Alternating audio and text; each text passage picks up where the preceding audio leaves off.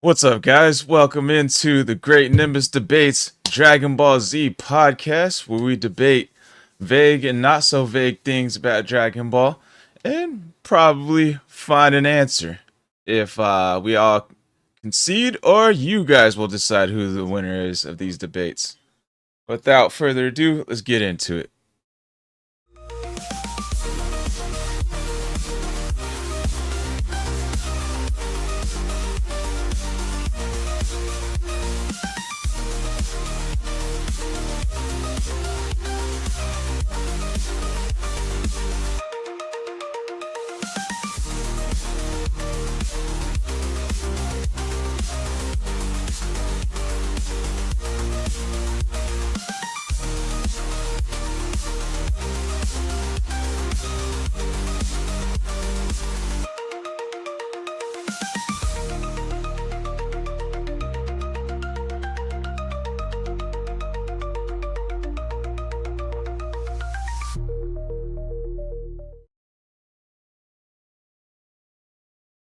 Now we're back. What's up, everyone? Welcome back to the Great Nimbus Debates podcast. First and foremost, let's get the intros out of the way. I am SquallRush, gamer, podcaster, and anime enthusiast, all that good stuff. The host, I got the Linktree /SquallRush, so check out that if you want to see me on my other platforms or follow your boy on those other platforms, support your boy, greatly appreciate that. Announcements: I did just upload a new Death Note video. I exposed why the 13-day rule in Death Note is kind of a iffy idea that L should have caught on to. But I said it was a plot hole, but maybe that was the wrong word to use, because like everyone's like, it's not a plot hole, it's not a plot hole. It's kind of blowing up right now in that video though. But one guy actually defended me on there. He was like, I think everyone kind of missed your point. So thank you to that one person. Appreciate that a lot. Other than that, let's see. I did make a new Pokemon TCG deck. TCG Pocket, non-meta, non-EX, and it will hold its ground. It will probably lose to like that top annoying 0 IQ Giratina Darkrai deck, but other than that, it's pretty good. And then that's all the announcements I got. For let's see, intro question is, you said his favorite Goku transformation, Hunter? Yep. Favorite Goku, Kakarot. My favorite Goku transformation's always got to be that first Super Saiyan, bro. We waited like, it felt like a year for that Spirit Bomb to land, and when it landed, it didn't hit, or it didn't kill Frieza. And then what we got after that was the most awesome transformation ever. After all hope was lost, we thought Frieza was still alive, was gonna kill everybody. Kills Krillin, and then we thought he kills Piccolo. And then boom, he just whips it out. Just like takes out a full episode to transform, damn near. And we got that awesomeness of a transformation. Had that evil eye. He was like, got the eye of the tiger. Eye of the tiger, bro. I'm about to fucking Rocky Balboa this guy. Eye of the gorilla. Alright, from my point of view, it looks like Brock Strap, 7 Ninja, then Secret Cold Sauce.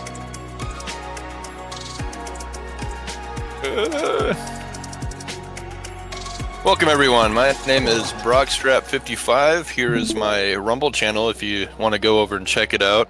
Maybe. Spelled just like this. I do a lot of Pokemon stuff. I tried doing live. It's kind of tough. It's win or lose for me, I don't know. I have this DON's pretty good, but the Rogue Galaxy didn't turn out well, so I guess it just depends on how my internet feels that day. I'm on YouTube and Rumble. I'm also on X and on Facebook if you want to go check that out. And we do Pokemon stuff over here. I do a lot of uploads. I've been kind of MIA for the past week. A lot of things have been happening in real life. But yeah, hopefully I will get back to some sort of normalcy in uploads. So come check me out. Favorite transformation? Dude, just like, I know I feel like a Daima fanboy when I say this, but the Super Saiyan 4, like, just how it all happened when he was a kid with Neva just coming out and like almost kind of freezing time, not really, and then just giving him that extra little bit of energy. Like that whole sequence was really cool, I thought. So I'm probably gonna go with that one. So the Neva unlock All right. was cool. The only reason I really like that one is because of I know Logan doesn't like it. It's just funny to me. But anyway, I'm 7 Ninja 7. You can find me at Game Jolt, MeWe, and Rumble. I am the voice of reason. I am the Trunks of this lobby. And no announcements at the moment, except that in the next Nerding Out that we do, next Sunday, we're going to be talking about an anime called The Super Cube. This is going to be Hunter Bro, or Secret Cold Sauce, that guy up to the bottom right of me. His anime pick, so I hope it's good for his sake. Anyway. No, it was mine, actually. Oh, my bad. Anyway, Squall, I hope it's good for Squall's sake. Anyway, yeah, that's it for me. Wait, favorite Goku transformation? Kakarot. Favorite Goku transformation has to go to I kind of liked the UI the most. It's the calmest thing he's ever had.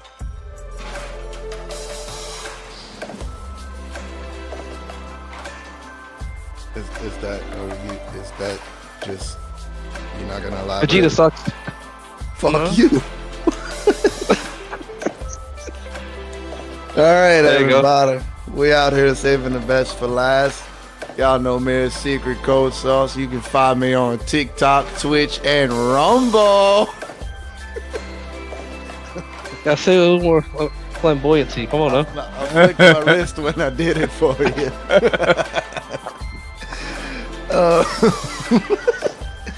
Let's see. Yeah, we will be talking about Super Cube. I sent a video of it in the thing, and I said, "Hey, this kind of looks cool." And Squall was like, "You know what? Let's fucking do it." No. So we'll be talking about that next Sunday. Your wives are safe tonight. The moon is in Libra. It will be pink. I will let y'all have y'all romance with your girlfriends. You don't have to worry about me tonight. Squall and I also have an upcoming stream. We'll be playing Marvel Rivals against some people I don't know. And as long as I get Storm, we will win. I just got a 15 kill streak this morning. Still don't know what I'm doing, but I'm doing it right. And favorite Kakarot transformation. Look, it's fucking hard to go against Super Saiyan 4, either one of those. But something about the fucking just when in the Super Android 13 movie, when he absorbs the spirit bomb, something about that concept, it's so genius and just awesome to me. I just love it.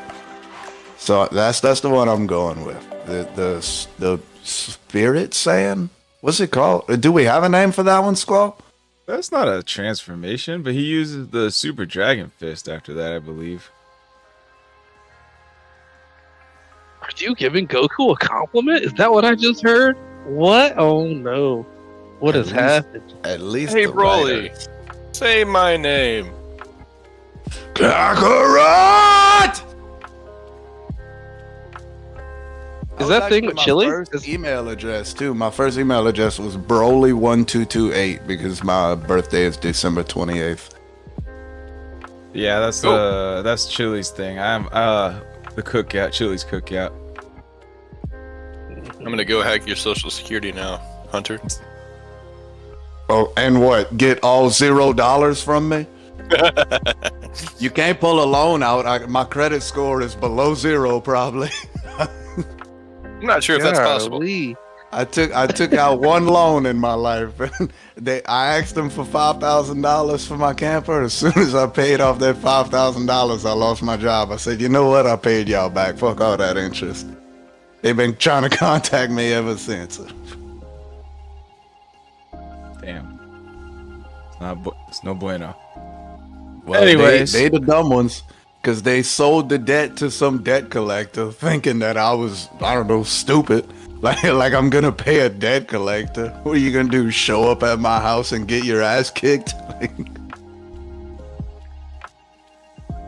right, well, Give them that's the old it. Kamehameha. Make sure you Sorry. follow them on all their platforms. That'd be greatly appreciated.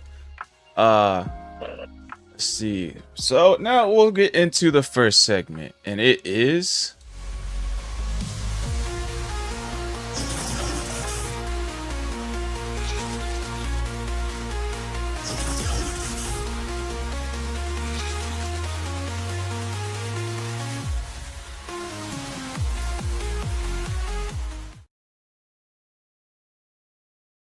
Battle card. It is my topic. So, alright guys, topic number 1 to debate about. Who is the best villain and in terms of greatest contribution to the narrative of the whole story of Dragon Ball? Since Rockstrap started first, Hunter, you can start first this time. Well, I'm glad we're starting with me because I'm the perfect spokesperson for the greatest villain in all of Dragon Ball Z. I'm gonna be giving the correct answer here, and we all know it, no matter how much we try to deny it. The villain that gave us the most out of the Dragon Ball Z story, the biggest impact, was Vegeta.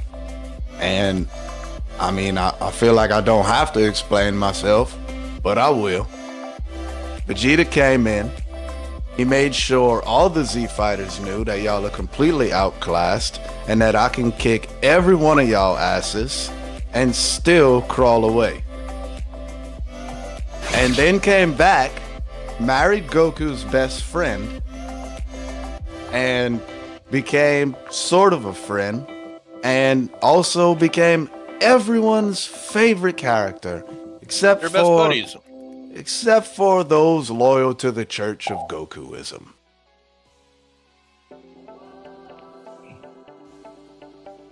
So, yeah, without Vegeta, Goku's a bad dad.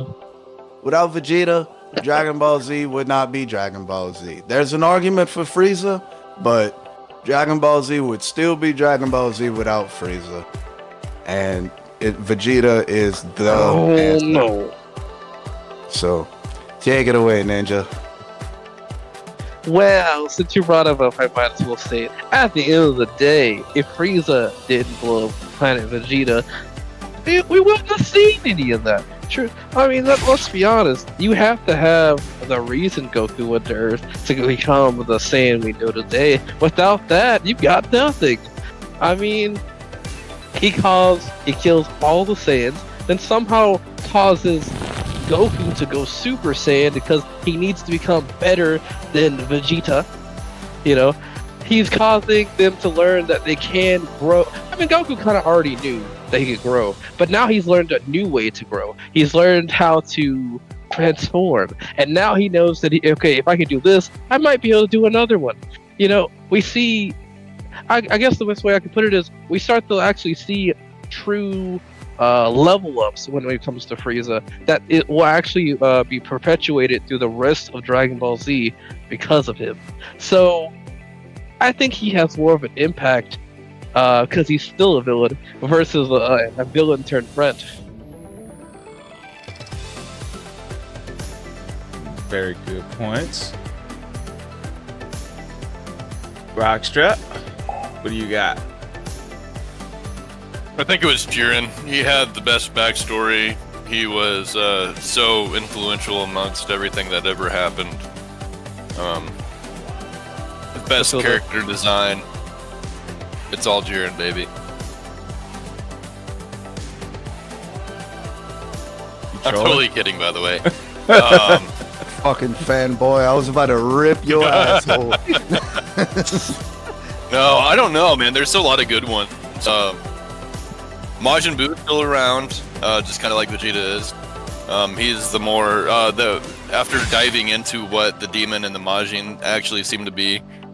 There's probably more that we could learn about Buu. They did have, not that he can transform now, but he had all those different transformations as well. If we're going based off of like, I did like that fusion came along, in that they had to resort to kind of like outside measures of only transformations. Hold on.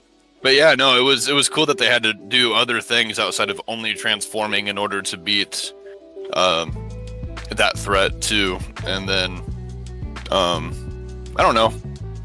I just kind of like the whole arc. It wasn't really like. What are you talking about right now? I don't know how influential it really was. It was kind of cool to see Hercule actually added into the mix of characters. See him actually have some kind of relevancy, right? Outside of just, oh yeah, I'm the champ. Like, they actually made a way to have him relevant, and that friendship was kind of neat too. But yeah, I don't know. It was kind of interesting to go from a threat that was kind of a threat but kind of playful into like an actual legit like extinctual threat into another threat that was like just pure chaos, right? No rhyme or reasoning to him, just wants to destroy everything. So you kind of got three different villains all within the same entity, and yeah, I don't know. I thought he was pretty cool. So you say your pick is Majin Buu? Yeah, the various forms of. Not bad points. I'm actually gonna have to side with Seven Ninja here. Like, Frieza, in my opinion, is like the top villain. Like, I do think Vegeta is a very good close second, because like he's still in like the squad. Like, as soon as he was introduced, like he was still like in every single arc up until like still till currently. He's like now the number one sidekick to Goku, you know. But besides that, like, I think Frieza, like Vegeta was like a villain for the Saiyan saga, then was kind of like a chaotic neutral, like past that until he became a good guy. So he really only had one arc where he was a villain. But in terms of actual like impact on the story, he has a very big role in that. But Frieza, on the other hand, Frieza is a diabolical menace. Like the whole Namek saga was about this guy. Let's see. And even in like the Android Cell saga, he's like a big part of it in the very beginning, made into a little nothing. Like, he shows up, everyone's sweating bullets. Like, oh god, how are we gonna stop this monster? And his dad too. Oh shit. But then like he was quickly disposed of thanks to Trunks. But if he never came back with Golden Frieza, you know, like if he just was stuck in the past, alright, Vegeta's got it. But since he's come back for multiple new arcs now, you know, he was got Golden Frieza, and he's even up there like past Super Saiyan God in the Super Saiyan Blue realm. So he's pretty up there, and he's a very viable like person to be getting their way. Other than that, he was that another chaotic neutral in like Tournament of Power. We didn't know if he was actually a good guy or not the whole time. And then now he's got Black Frieza too. I mean, I didn't read like the whole manga or anything, so I don't know like how much of an impact he is, but I know he's like up there. Like he's stronger than Super Saiyan Blue now. And like the biggest thing to me that why he's so like such a the biggest thing to me is why he's like the biggest narrative, like the biggest impact on the narrative as a whole. He's the one that caused Super Saiyan, you know? Like Super Saiyan and transformations as a whole like are like a huge thing now. Like, I mean, you can argue that Kaioken is a transformation, but I kind of like it is like I see it kind of like that, but not on the same level as like the Super Saiyans and all that stuff, you know. And that like Frieza's the one that started this whole chain of Super Saiyan transformations, in my opinion. And that's a pretty big part of the whole Dragon Ball like anime as a whole, because like they went around like after Super Saiyan came out, various other animes, TV shows, now all these other shows got like some sort of transformation like Super Saiyan now because of Dragon Ball Z. And if it wasn't for that, and who caused that shit? It was Frieza. Alright, any rebuttals, anyone? Yeah, you fucking Lay it right. on the I cold got a sauce. goddamn rebuttal. I'm so fucking ready to argue. Yeah, you know what? This is a pretty good point. Yeah, Frieza's the reason we got Super Saiyan, all the animes copied off of Super Saiyan transformations, this and that, blah, blah, blah. The fact of the matter is, the biggest impact to the story by a villain was Vegeta, is Vegeta. And the biggest reason for that is all you have to do is conjure up a hypothetical in your mind. Two different hypotheticals. Dragon Ball Z without Vegeta, Dragon Ball Z without Frieza. Let me tell y'all something. I have watched plenty of Dragon Ball Z without Frieza, and I have loved 90% of it. I would not watch an episode of Dragon Ball Z without Vegeta. It can't be done. You can't have Dragon Ball Z without Vegeta. He is the biggest impact. He was a villain. And that's my biggest argument right there. If Vegeta wasn't in Dragon Ball, past the Saiyan saga, how would you know that you wouldn't love it without Vegeta? Because he wouldn't be there for you to know whether or not you would. Okay, but the same thing goes for Frieza. If Frieza wasn't there past Namek, how would I know? Well, because we had plenty of not Frieza, and Right, it was, and we could have Cell, had and plenty Cell of is my not Vegeta favorite. as well. Yeah, exactly. So Vegeta Potentially. had the biggest impact. So to say that you wouldn't like Dragon Ball without Vegeta is like proving a narrative. You wouldn't know if you would or wouldn't because you wouldn't know any better.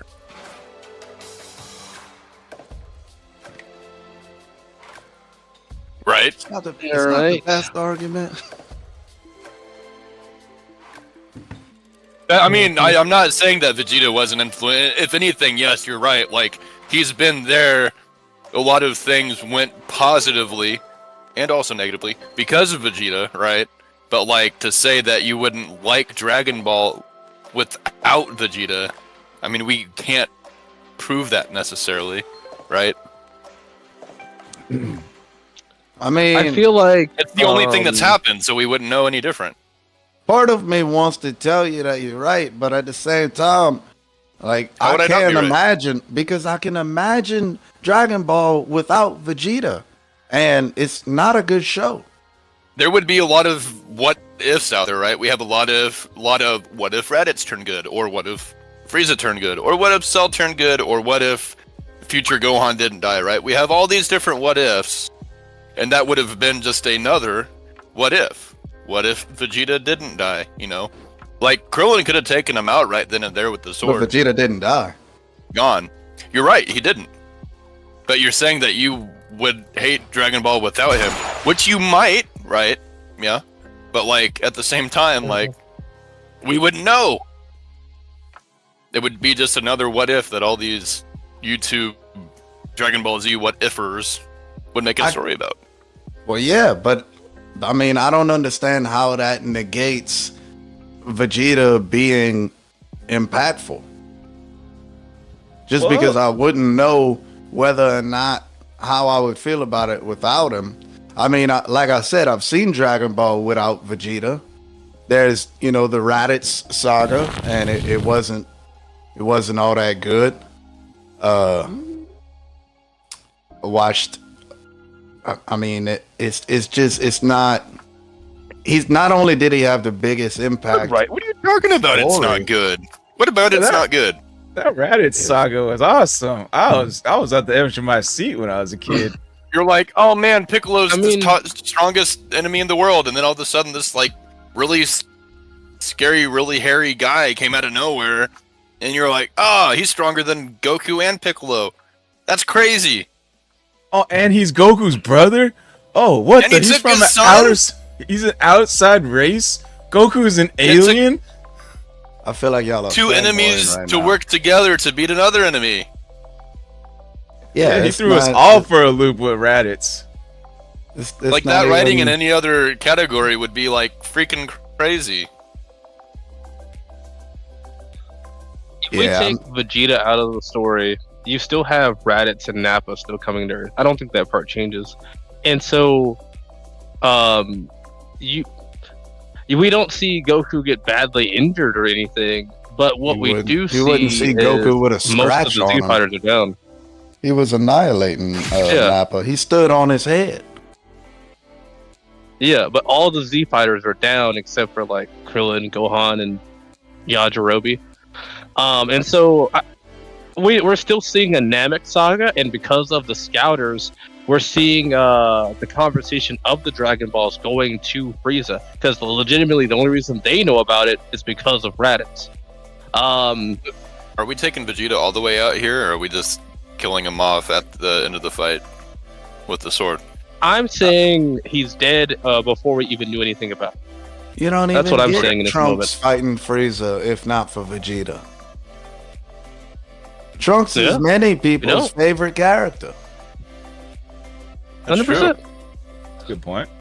And he's half Some Vegeta. Some But people will ride I think- Trunks' dick so hard that they'll say that his There we go. outfit was actually cool. The dude is wearing It was pants clean. to his It belly looks clean button, on him. his pants tucked into his socks, a fucking a crop top, a bowl cut, and a fucking tank top underneath. This dude, if you saw a dude at the mall wearing that shit and didn't fucking laugh, I mean, I don't know. That's the biggest fucking. It's like announcing to the world, "Hey, I myself and I really am a loser." That's going out of your way to look like a loser. But that's off topic. Point is, That sounds like it is. hating coming from Cold Sauce. My point is, who? All right. my point is, Dragon Ball Z without Vegeta is not as good. Wait, how do I word this? Dragon Ball Z without Vegeta would not be.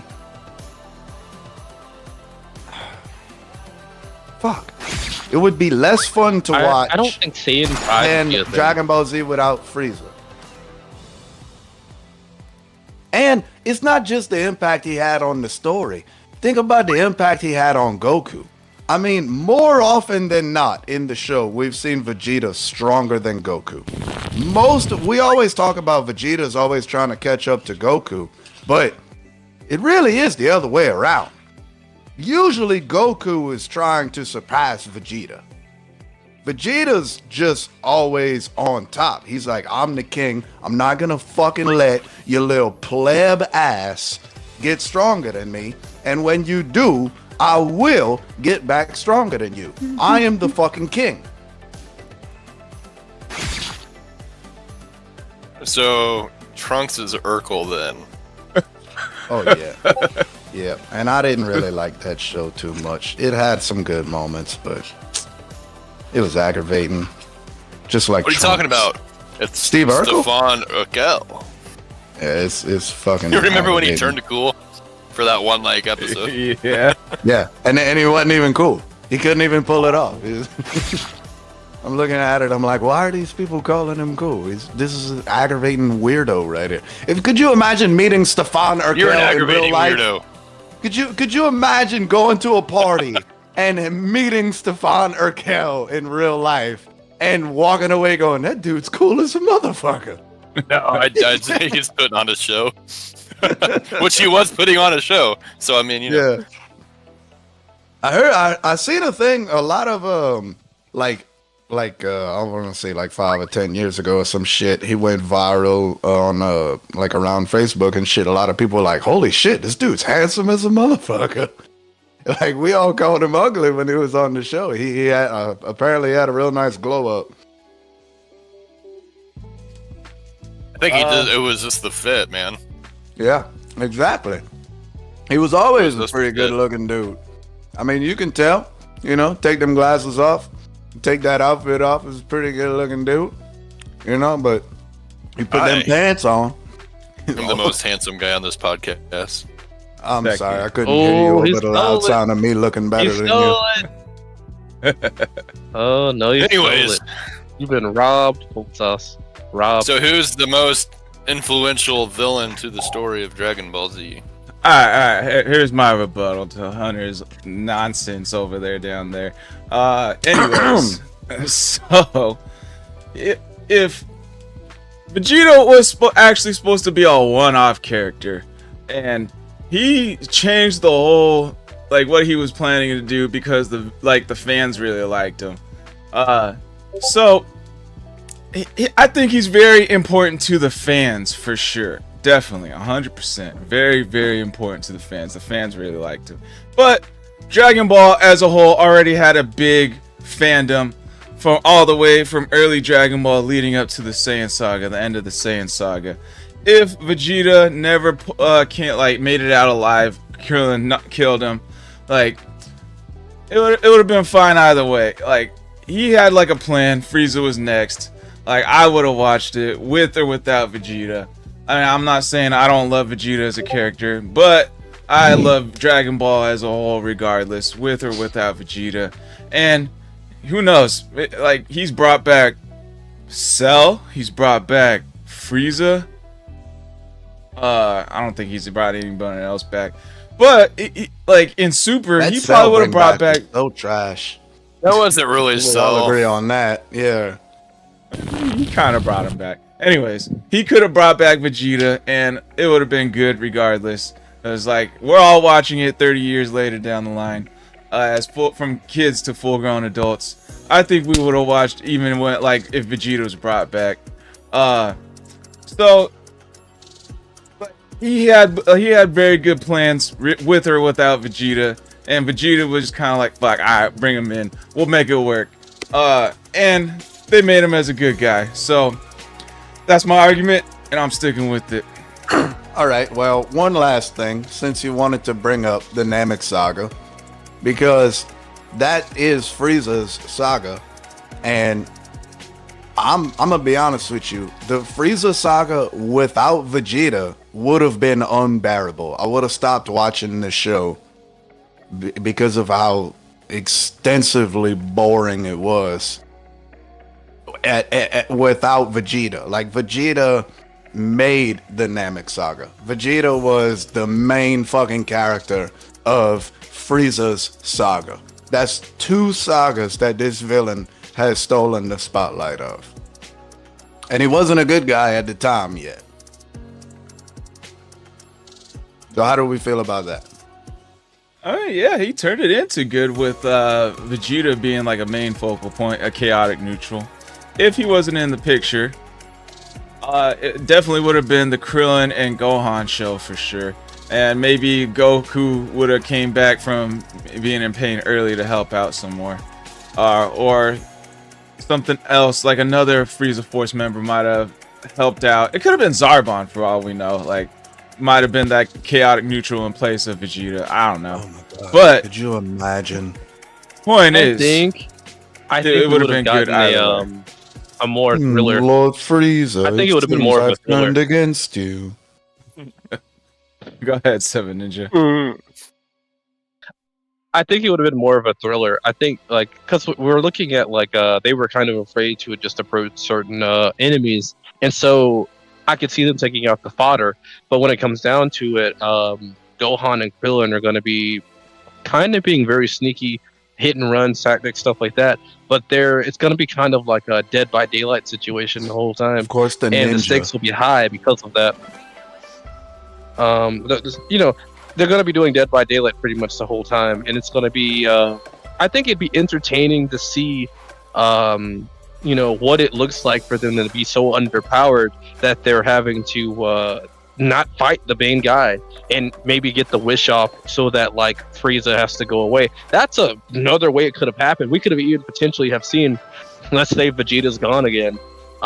We had Dragon Ball into Dragon Ball Z. Maybe they go back towards the more Dragon Ball route where it's not necessarily purely about raw fights, but more about the adventure and, the stakes that are of that adventure. And so I think that's a possible route we could have seen with the Gohan and Krillin, because first they maybe get Piccolo back through the wish. We get Dende, Nail and Infuse, something like that. And they're riding it out to maybe Goku can come back in around this time. When Goku comes back in, I don't know if Super Saiyan would happen, but you know what? He probably would still get Super Saiyan at some point because Krillin's gonna die. It's guaranteed. I tell you what, I could have. I think I could sit through the Namek saga without Vegeta. If Krillin and Gohan was running around doing what you just said, if that would have been Team Gohan, he would have needed more training and a little bit more wisdom. I think I could have watched that, but Kid Gohan and Krillin, they wouldn't have been able to pull it off. Even if they would have summoned, what was his name, Paragaruga or some shit. Yeah, even if Are they you a would have Dragon Ball summoned fan? him, even if they would have summoned him, I mean, the sky, it's like Vegeta said, he woke up and the sky was dark. He's like, Jesus, I overslept. It's the first time it's night over here. On a planet with 3 suns. Fuck! You know, if the Freezer Force would have saw that shit and they'd have been like, something's going down and I ain't. And these guys, they can fly at the fucking speed of light and shit like that. They would have, it wouldn't, Gohan and Krillin wouldn't have been able to pull it off. But yeah, I think it could have been at least bearable if Gohan wouldn't have been a fucking 6-year-old at the time. Some shit like that. I don't like that about 6-year-old put their work. I don't know what you're talking about. Yeah, I really don't like that whole. I mean, Goku was the size of a 6-year-old in the beginning of Dragon Ball, and we continue to watch him. He was 7, right? I think. No, Goten. You know, he was like 11 or 12, 11. but he was like the size of a 6-year-old. Like he was the same size. All as right, Gohan. Jamie. But so Ooh, he's if talking about Vegeta, you. now he's searching himself up. He's looking up stuff himself. Anyways, like if Vegeta wasn't in the Namek saga, if he was if he was dead at the beginning or at the end of the Saiyan saga, like I think like a Krillin Gohan show would have been good because they still got the potential unlocked by Guru. I believe I'm not 100%, but I believe the power levels were like hovering around 10,000, which would have been a good fight against Dodoria. You know, and then with a couple extra Zenkai boosts from Gohan, Kid Gohan, they would have been up there on par with Zarbon next transform state, and then they would have been able to hold off almost anybody thrown at them. Maybe Ginyu Squad probably would have not been introduced in this timeline, but then they would have been able to hold off like Goku, like until Goku arrives. So it would have been a good story regardless. Like there's so many options to go with. Enjoy the idea of Krillin having like some good moments. I mean, I always love Krillin. I always hate how the fandom shits on Krillin when he's literally the strongest fucking human. Period. Like Hercule. No, he's the strong. Hercule's the world champion. He's the strongest human that doesn't use ki. Krillin is the strongest human. No way. You can look it up. He's the strongest human. Why wouldn't Krillin have a nose if he was human? He's got a point there. You know, you might be right. He's on the mayor of the city is a blue Karen Terrier. Why doesn't Meowth have a nose if he's a cat? Sorry, I'm trolling. I know. Why doesn't Voldemort have a nose if he's a whatever he is? Why does Tien have a third eye? That's his race. He's part of a third humanoid. You fucking racist! I just did a racism. Whoops. Yuchi is the strongest woman. Yeah, probably. Yeah, I agree with that one. I believe it. I don't know. She went Kaioken. I'm still going for Vegeta. I'm just gonna allow y'all to be stubborn and cling to your precious Frieza. And I don't have a Frieza. Okay, I got too many fridges. I don't have the luxury of a Frieza in my house. I got too many fridges to keep my food cold. Mochi's saying that Vegeta didn't even stay a villain. Who was the person that was around most that stayed a villain the whole time? Frieza. Yeah, and I even thought even after Super, Frieza might be a good guy. No, still a villain. Brought in Broly to handle Goku and Vegeta. Still a villain. We got his whole backstory of how he conquered Planet Vegeta. We all hated that motherfucker from his backstory. In the Granola arc, Black Frieza comes out, like, punches both Super whatever Vegeta and also Ultra Instinct Goku. Like, just... You're like, whoa! I hate that lazy ass writing. I mean, I understand that they had just finished fighting and they was pretty much down and out already. But to put two people down of that caliber in a single punch is just, God, it makes me lose so much respect for they were already kind of like battle worn from the fight with the heaters and gas and yeah, I mean, look. I'm glad about one thing in that arc is that Goku finally had a rough encounter with gas, because all the food that this motherfucker eats, you would think he would have had problems with gas before. I need to Little read joke that my arc. buddy Terry made. I need to read that arc. Anyways, I mean, I think the one good thing about this seeing Frieza do that, though, is that we're seeing villains actually train, or at least one villain train. One of the things I see in a lot of shonen anime is that once a villain gets to a certain amount of power, they don't do anything. And it's like, logically, you would think, like, there's a possibility someone could reach my power if I reached it. So you would think that that villain would do that. And it's kind of cool to see a villain, a reoccurring villain, but a villain actually growing in power and thinking, hey, I'm not always going to be on top all the time. I need to be ready. And Yep, so I'm kind is a of really glad good that point. he did do that. That is a really good point. That's also why we love One Piece.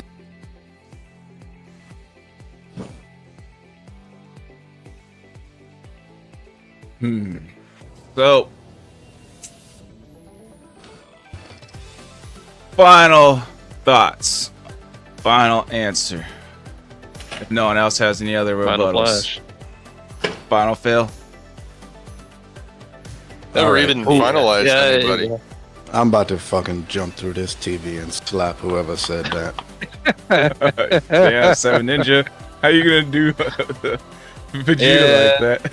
It is a You know what? It was Ninja. That's crazy. I'm not gonna slap him. I'm gonna jump through this TV and I'm gonna shove a vagina marinated banana down his throat. Dude, I swear, dude, it wasn't me. Mm-mm. Alright, Brock Strap first. Wait, you never even really even rebutted why like Majin Buu is your pick. Do you have any rebuttals to like against Vegeta and Frieza for like more I Majin don't. Buu stuff? Boo He just followed the fucking same loves kind of bubblegum. Boo kind of followed the same suit of Vegeta, where he wasn't like a bad guy the whole time. I don't know how influential he was since they used the Dragon Balls basically to make everybody forget he was even a thing. And yeah, I'll probably go with Frieza. He stayed bad. He was bad once. He always was bad after. Yeah. I'm playing a lot of God of War 4 right now. My beard's like Kratos' beard. It's crazy. And He's a motherfucker. yeah, it was I don't know. Yeah, I'll go with Frieza. Alright. Seven Ninja. Vegeta turned good, Oh, there he is. kind of. Alright, Seven Ninja, what's your verdict? If you're fully back. I think his stuff is glitching out because it says he's talking. Might not but be I don't back. hear nothing. Alright, see Cold Sauce. We'll wait for him to come back. What's your final verdict? Yeah.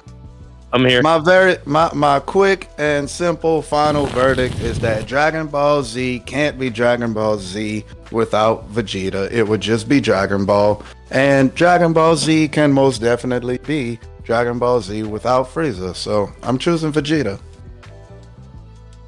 Alright, Seven Ninja, final verdict.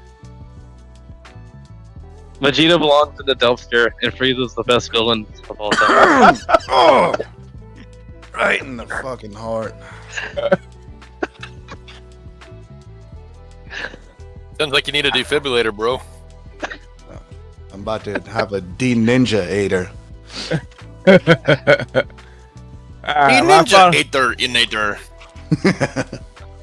My final verdict is if Frieza never came back from Super into Super, I'd probably be on Hunter's side here. But since he did come back and he created another movie, the Super Broly movie, made Broly canon, bro.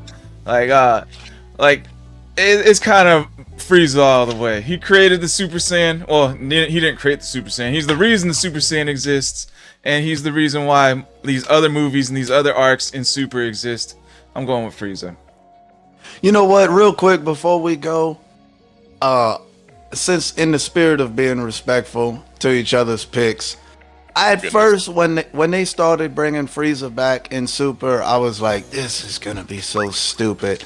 And I mean, Frieza really fucking pulled it off, especially with that golden form. He really fucking stole the show for a little while.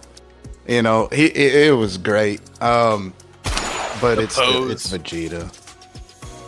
It's Vegeta. What up, Coach? Yeah, Chat plus he saying- has the best villain laugh in the Japanese dub. Oh. Yeah. And I'm not a grandma, so I can't really do it. But, I'm not a grandma either. That's probably why I failed at it. so, never mind. I'm gonna keep it to myself. All right, segment 2 starts. Where is it? Segment 2. Where the fuck is it? Oh, I'm on the wrong fucking sound. Scream. Batman's a great villain. Anyways, segment No. 2 starts now.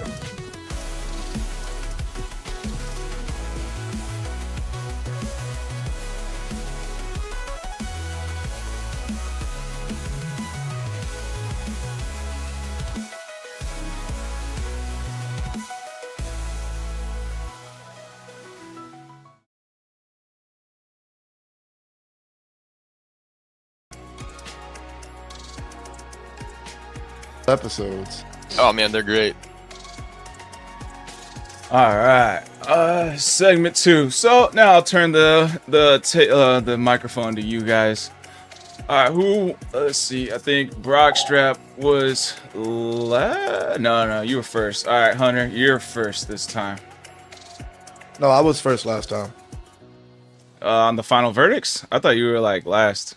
Oh, Oh, on the final verdict, I don't know. yeah. So you're first this I time. just remember being correct. Frankly, wrong. You're right. That doesn't make sense, Ninja.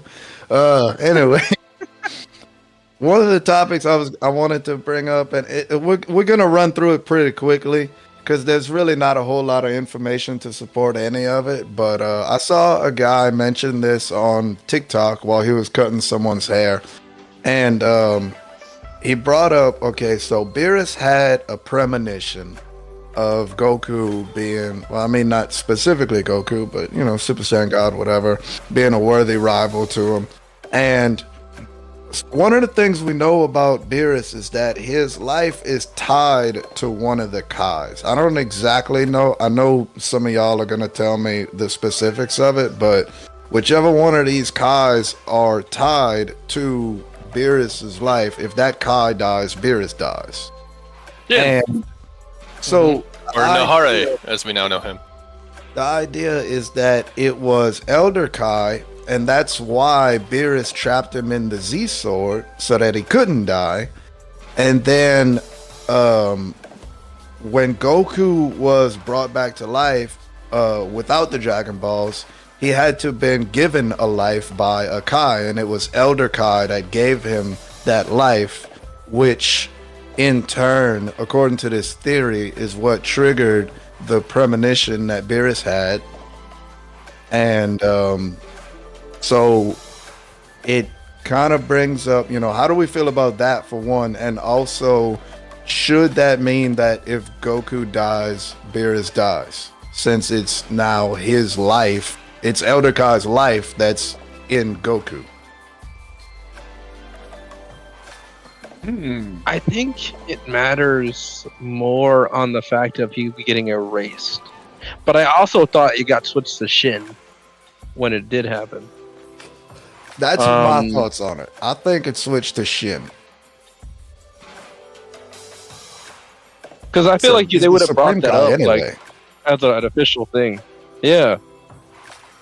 Like I In feel fact, like I you would know, even and go also further I can and see, say like, that the moment Shin became Supreme Kai, once he gets the rank of Supreme Kai, his life is the one that's tied to the God of Destruction in his universe. I think if that theory was correct, I think that Zeno would have saw the sword and said, "They're not going to allow you to make yourself invincible. So here's the Shin, and Shin's going to take over." I feel like that's the main reason, because that is kind of a cop out way to go about it. And so It's a smart idea. It's just not gonna happen that way. I would argue that it's not a complete cop out. It doesn't make him invincible because the sword did get broken and Elder Kai was released. But there's always that off chance that it never gets found. Of course, but that just because it's an off chance doesn't make it impossible. It doesn't make Beerus invulnerable. Beerus, the god of destruction of Universe 7, has his life tied to Supreme Kai of Universe 7, specifically Shin and Dragon Ball. A god of destruction's life is linked to the universe's Supreme Kai, meaning if Shin dies, Beerus would also die. This connection was revealed during Dragon Ball Z, Buu Saga, and expanded on in Super. All right, so... Well, I mean, in the Tournament of that Power, all the solved. Supreme Kais and Goddess of Destructions were all there, so I mean, that would kind of make sense in that regard. Why the two, why it was that specific pairing of people that came. I mean, if it's just the Supreme Kai whose life is... Then, as long as there's still Kais to take that mantle, do we feel like that means that, okay, Shin can die, but someone's automatically Supreme Kai right after, so Beerus is still alive?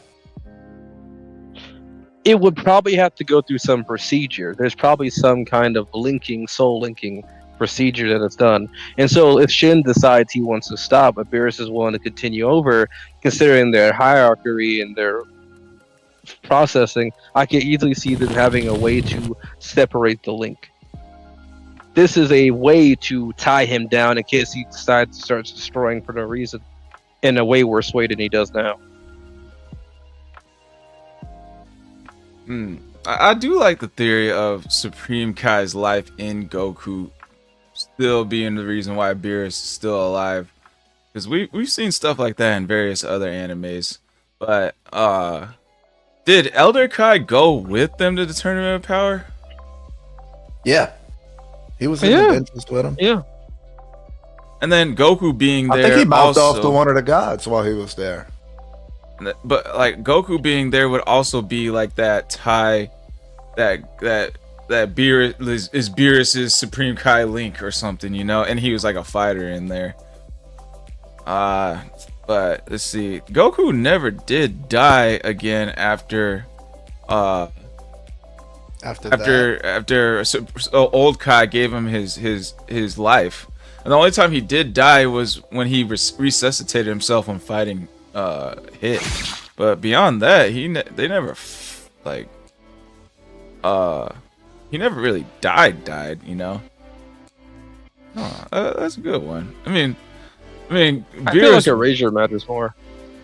So do we feel like Elder Kai giving that life to Goku, do we feel like that's what triggered Beerus's premonition? They would have to be connected for that to matter. And even then, he would still be way too weak at the time for that premonition to even mean anything. I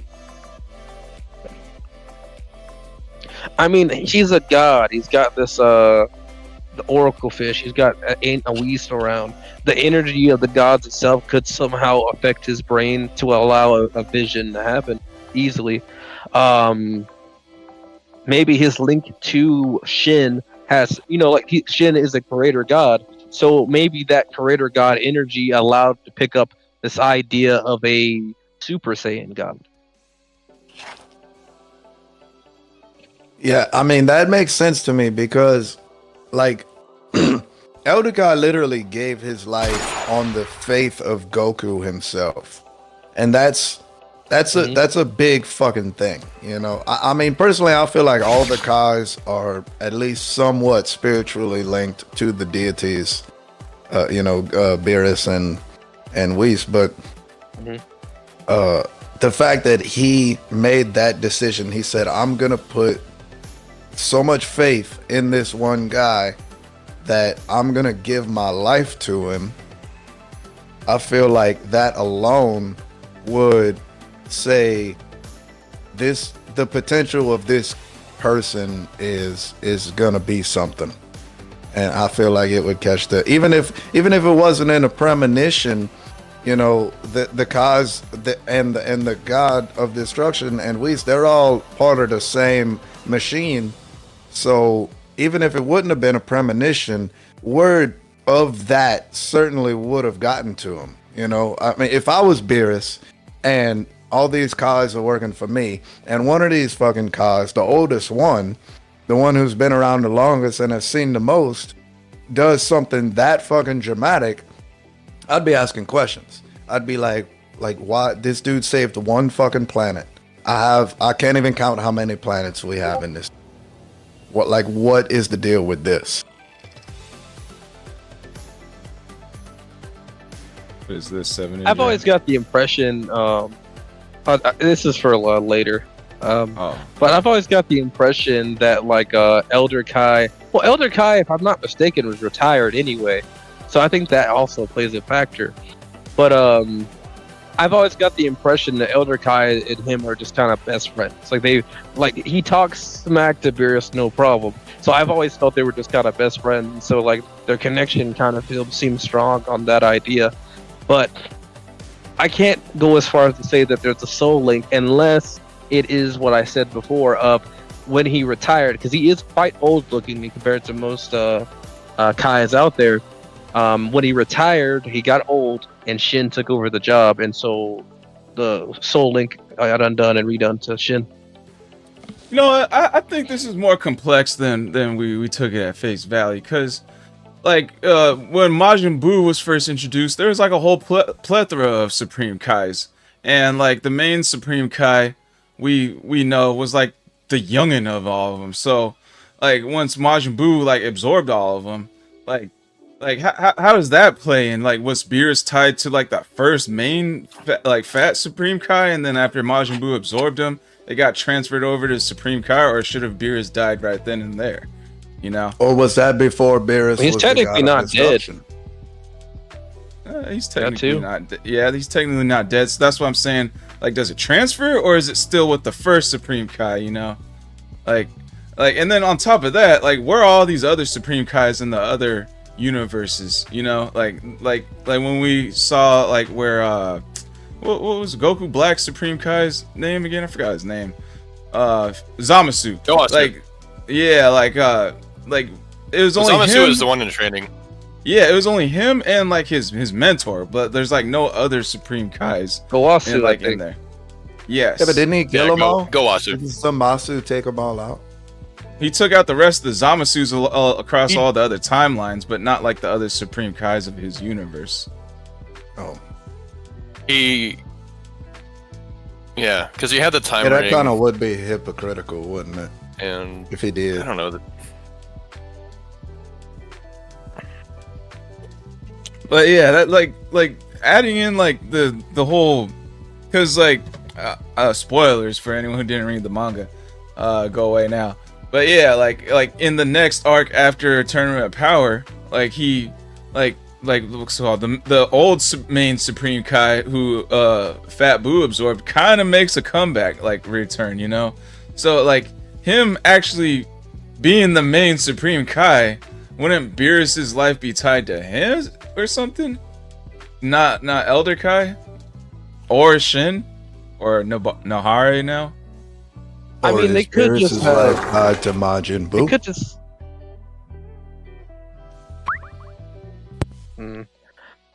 I feel like it's more of a matter of like you got a bunch of different Kais in different sectors doing their job, and they all report to Shin. We really don't know altogether what Shin does besides him being a creator god. He's called Supreme Kai, so therefore he's got to have underlings, and those underlings can be powerful, but maybe they're not as powerful as he is, or smart, or whatever as he is.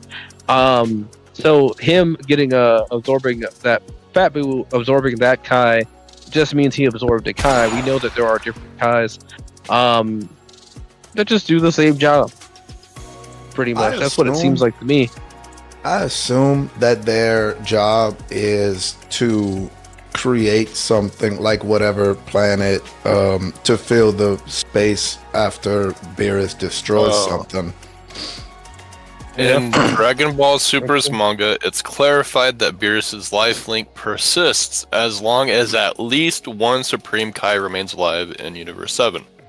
After the Green Supreme Kai's absorption, Shin became the primary Supreme Kai, and Beerus's life became tied solely to him, because he's the last one left, apparently. I still don't know how that applies if Elder Kai is still around, though. I don't know if that's a plot hole, or if, did he lose his Kai status when he fused with the witch? You know, I don't even know if he's even like the main Kai of the timeline. Well, I don't know, like, cause like the one that Majin Buu absorbed to become Fat Buu. Like, I don't know if like that Elder Kai was around that time, or if he was like even way further back, prior to that Supreme Kai. You know? Right. Yeah, but like So I brought it's up not- earlier, it wasn't Beerus that was our god of destruction when all of that was going on, way back in the day. I mean, it could have been. It's not like at any point I there was feel like no it would be Supreme him. Kais. Because So they how knew him for a fucking long old is time. Beerus? Like Elder Kai knew him. Because At least as old as Elder like Kai. he was at least born mortal. Right. So it's a status. Hang on, or a guys. title We got a more than raid. it is- We got a raid from Shield PR. Yeah. Woo! Thanks, Thank you, Shield Shield Welcome to the PR. great Nimbus debates. Yep. Welcome to the DBZ podcast. Right now, we're debating who is Beerus's life connected to: Supreme Kai's, Elder Kai's, or someone else's Kai's? Kai. So apparently it's all until 0 Supreme Kai's, period. It's not one particular link. So there's not only one Supreme. So like Kibito Kai is a Supreme Kai. Well, Kibito Kai was Kibito and Nahara fused together. But then they became unfused. So like technically I guess the title would still persist with a being that is half Nahara. Ninja, you gotta He's say you're always- proud of me for getting his name right. Maybe. I'll think about it. I've always thought that dude was an assistant to him, though. And so I never got the impression. Like again, the title is Supreme Kai, so we're talking about someone of power. He's above them. He's not above Zeno. He's not above any of those guys. He's above the Kais. I still feel like that's Shin. Maybe it happened because he became the last Kai, but it's still Shin. I think it has to be tied to him. I'm not opposed You don't give a title like that for to no the reason. idea of Supreme Kai being a rank that is a group of people. I mean, it is a rank above. You know, we have North Kai, South Kai, you know, whatever. So I'm not opposed to there being more than one Supreme Kai. I know there's a Supreme Kai at time too, but there's only one Supreme Kai of time. We learn about her that- in the Xenoverse. Yeah, and she's a cutie patootie, but is that like is that canon even? Which one? Supreme Kai of Time. It's probably its own canon, really. Yeah, Okay, it persists Unless only to they're the part of a- universe. I would say, yeah. She's in Super Dragon Ball Heroes too, I think. But I mean, for the sake of talking about it, you know, let's go on that canon. I would say that the title Supreme Kai of Time, she would be of all universes, not just like a universe, you know, like one universe. I feel like that would be They Zeno. probably. I think in this case with her, I think it might be. I think it's kind of like how Shin is the Supreme Kai of his universe, because they've shown it where they've always had a Supreme Kai of every single universe. We saw that in the Tournament In of the Power. Tournament of Power. I feel like we're looking at Universe 7. We see Universe 7 fight in the people that they fought along the way. Timeline shenanigans are happening. I could see that being just something she's over. But we're talking about going to Universe 6 or Universe 5, they probably got their own time person, because time in itself is a very big thing as it is. It's a lot for one person to handle, and now you're stacking on other universes. If they were going to have creator gods of a specific universe, they're going to have a time god as well. It just makes sense to do something like that. Well, so there's two different points there, because like on the Xenoverse games, all of her shenanigans really tied only specifically to Universe 7, but like if we tie it to Dragon Ball Super, right? So if we tie it to Dragon Ball Super, and I'm keeping Dragon Ball Heroes, Super Dragon Ball Heroes out of this, because the time rings were created in Dragon Ball Super, right? That's where we learned about those, and it seemed that Zamasu had one also. So I don't know if the time rings which what you'd assume would be tailored to her job, were specifically held by only Universe 7 people there. Because like Future Trunks, right, Universe 7, but Zamasu, I don't know if he came to Universe 7 to steal one and went back, or what the situation was there. But yeah, it does seem like it's tailored specifically to Universe 7, just based off of the games. I think the moment he affected Universe 7, that's where like the time rings mattered most, especially because it was a safeguard against Beerus Hakaiing him. But I think there's still a separate Supreme Kai at time, at least in my opinion. I still think there would be a separate one in his own universe. Right. So honestly, I think like Brockstrap, what he read earlier, it's just like any Supreme Kai of the universe is tied to Beerus, as long as there is one that can take the title. I think going back to the original question argument, which it feels like kind of a cop out, not gonna lie, classic Toriyama. But yeah, I mean, we'd have to go. I'm going with that answer. So it could have been Elder Kai, it could have been the Fat Boo Kai, it could have been it's now Nohare. Now, the answer I have is from Grok, and AI has not been to be known the most reliable source of information. It has gotten stuff wrong. It told me earlier that Goku's age at the start of Dragon Ball was 12, and then I asked, I'm like, are you sure it's not younger? And then they were like, oh, you're right. And then they went on to say 11. So like, its answer that it gets might not always be getting all the right information sources at first. I would also say that if whatever Supreme Kai, if it's one person who holds the mantle of Supreme Kai, if he dies, and then that in turn, the god of destruction, who right now is Beerus, would die as well.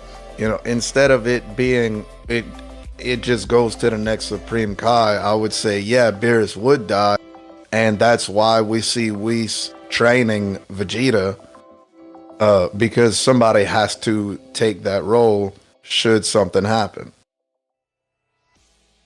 We see 3 different people training to be gods of destruction in Universe Jiren. So, Universe Jiren. Yeah. Yeah. It's his That does fucking look pretty universe. cool. God of Destruction was sucking his dick the whole tournament. Bro, look at that. Yeah, like he those was stars blazing in the up his background. boy Jiren like crazy. Yeah, no one can beat Jiren. Oh, you gonna fight Jiren? Good luck. He's unbeatable. Saying that right in front of Zeno. Like,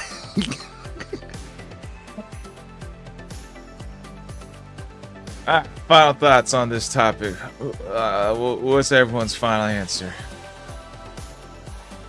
Brock, go first. What was the beginning question again? I'm sorry. Who's Beerus's life connected to? Which Supreme Kai? I mean, it would seem like it would be Shen, right?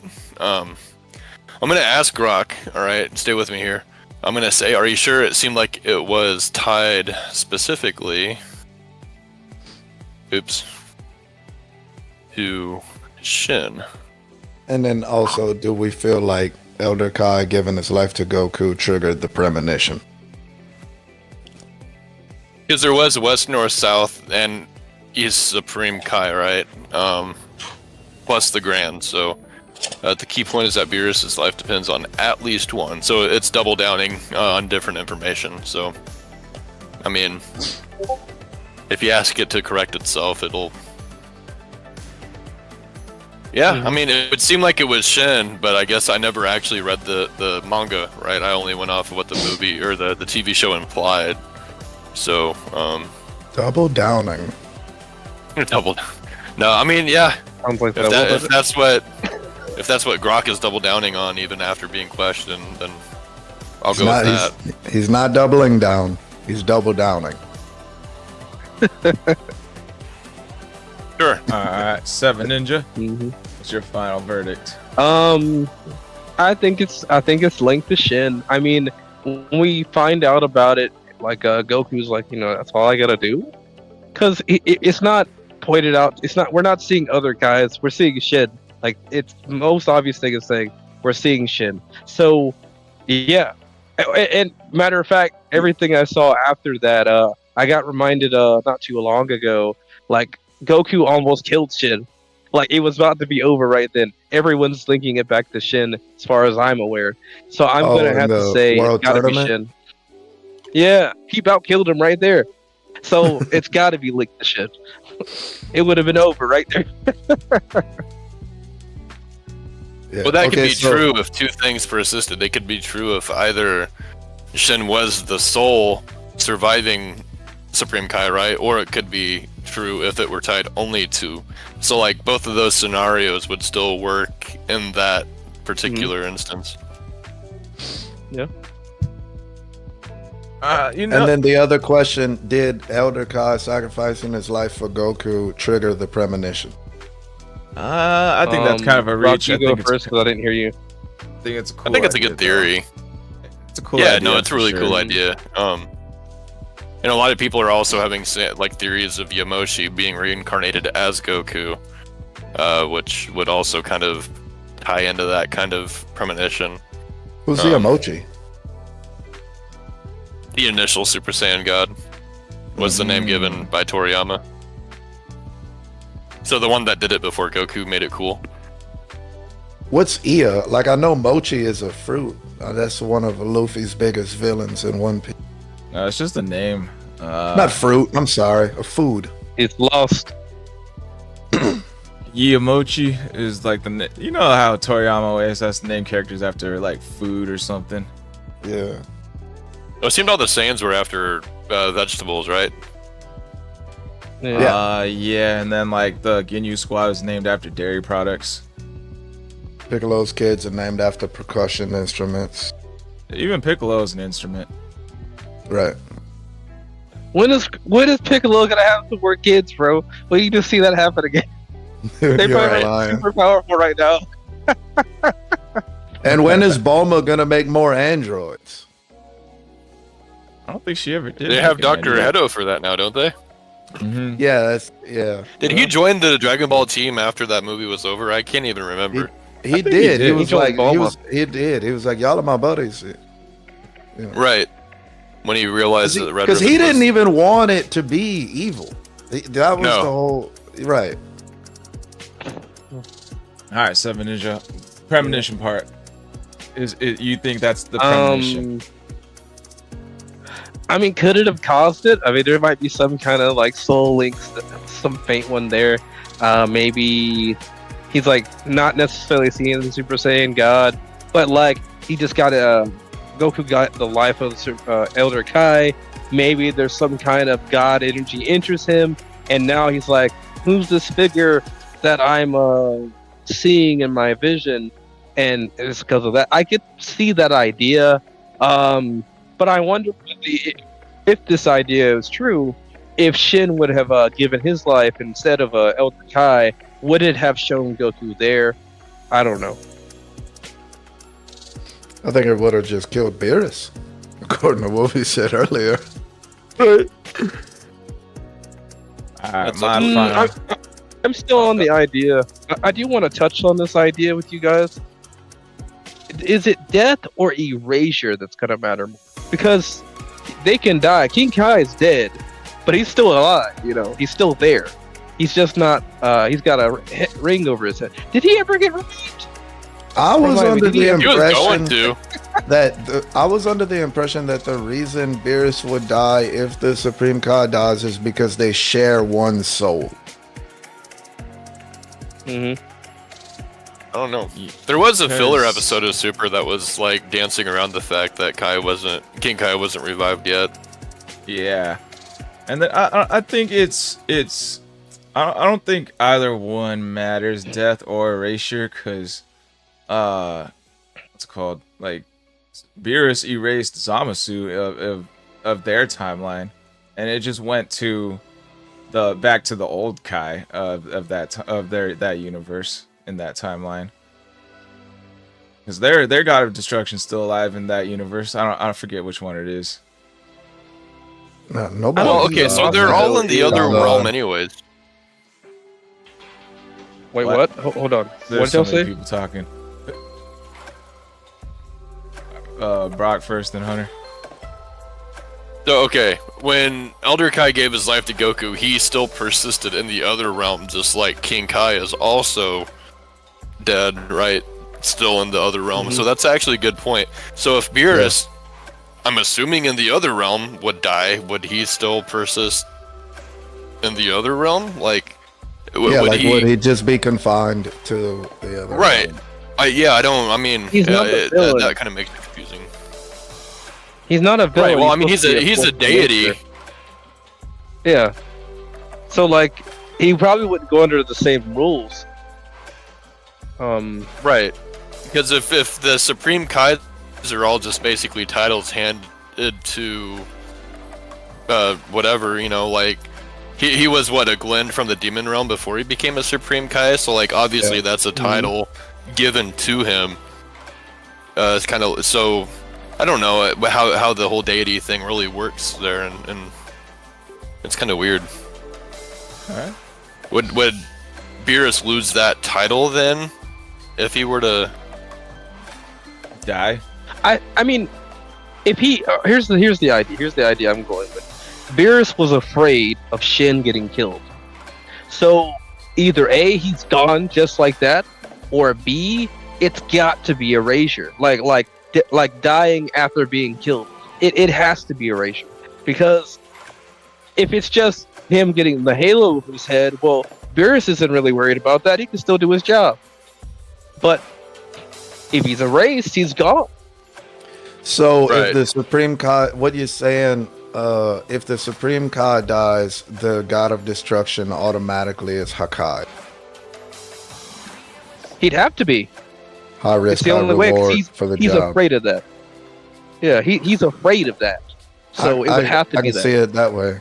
I can definitely see it that way. Because it's not like, okay, if Beerus is confined to the other realm, Goku's been dead in instant transmission back to Earth.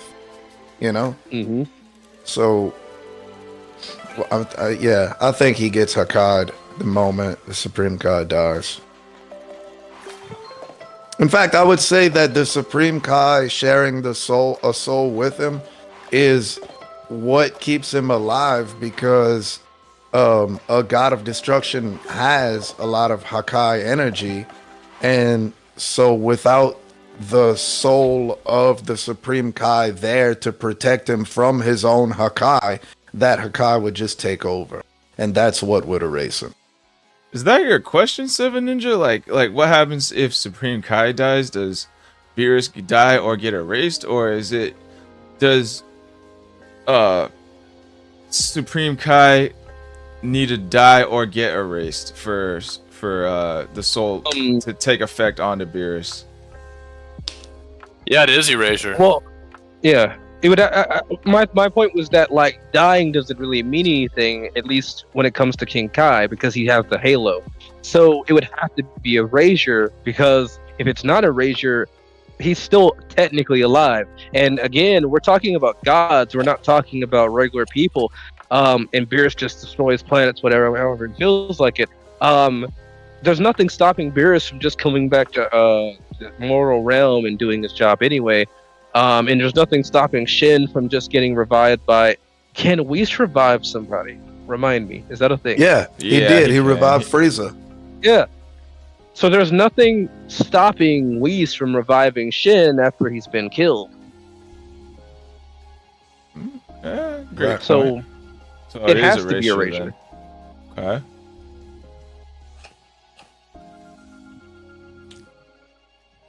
Yeah. Yeah. So it's saying. I'm gonna agree with you there. So it's saying, if Beerus were to die due to the death of Supreme Kai's, he wouldn't simply go to the other world like mortals do. Based on Supreme Kai or Dragon Ball Super, when a God of Destruction's life linked to the Supreme Kai are severed, they cease to exist entirely. Where did it say that? As divine beings don't follow the same afterlife rules. But that's stupid because we have the Supreme Elder Kai and then we also have King Kai too, which are both divine beings. So like, that line of logic didn't make sense. And North Kai died whenever Cell blew up on his planet. That's why he has the halo now. Mm-hmm. So And his planet's back. His planet's got a halo. yeah. Wait, his planet has a halo? No, His I divine- just thought about so it. His Elder planet's Kai- dead. His divine status as a former Supreme Kai seems to preserve his essence, allowing him to. No, that's garbage. His death didn't erase his existence; it just relocates him to other worlds. So that contradicts exactly what it was saying about this divine beings. Well, But it's saying specifically to gods of destruction, like it's erasure happens because it's a counterbalance to where if they have a god of destruction without some kind of Supreme Kai's creationism, it's being real silly. It sounds like Cloak and Dagger from Marvel. Like Yeah, I think it's Cloak needs Dagger's light to be able to survive.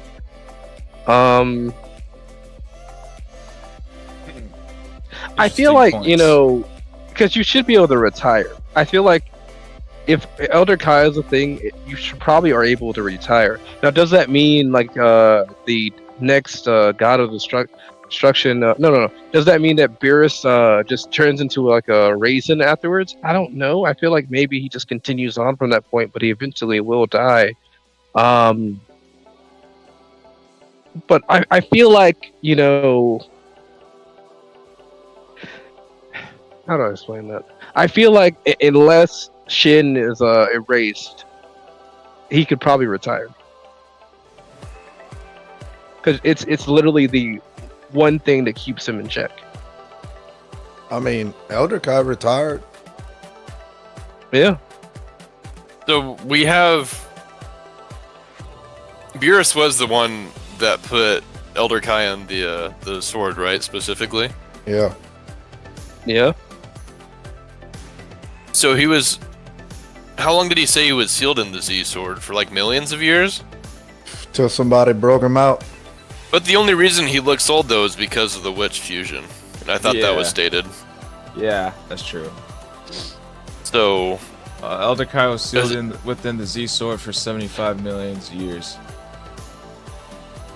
thinking that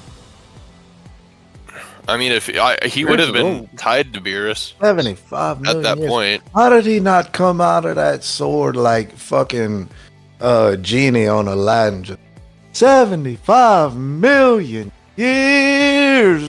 Give you such a crick in the neck. Right.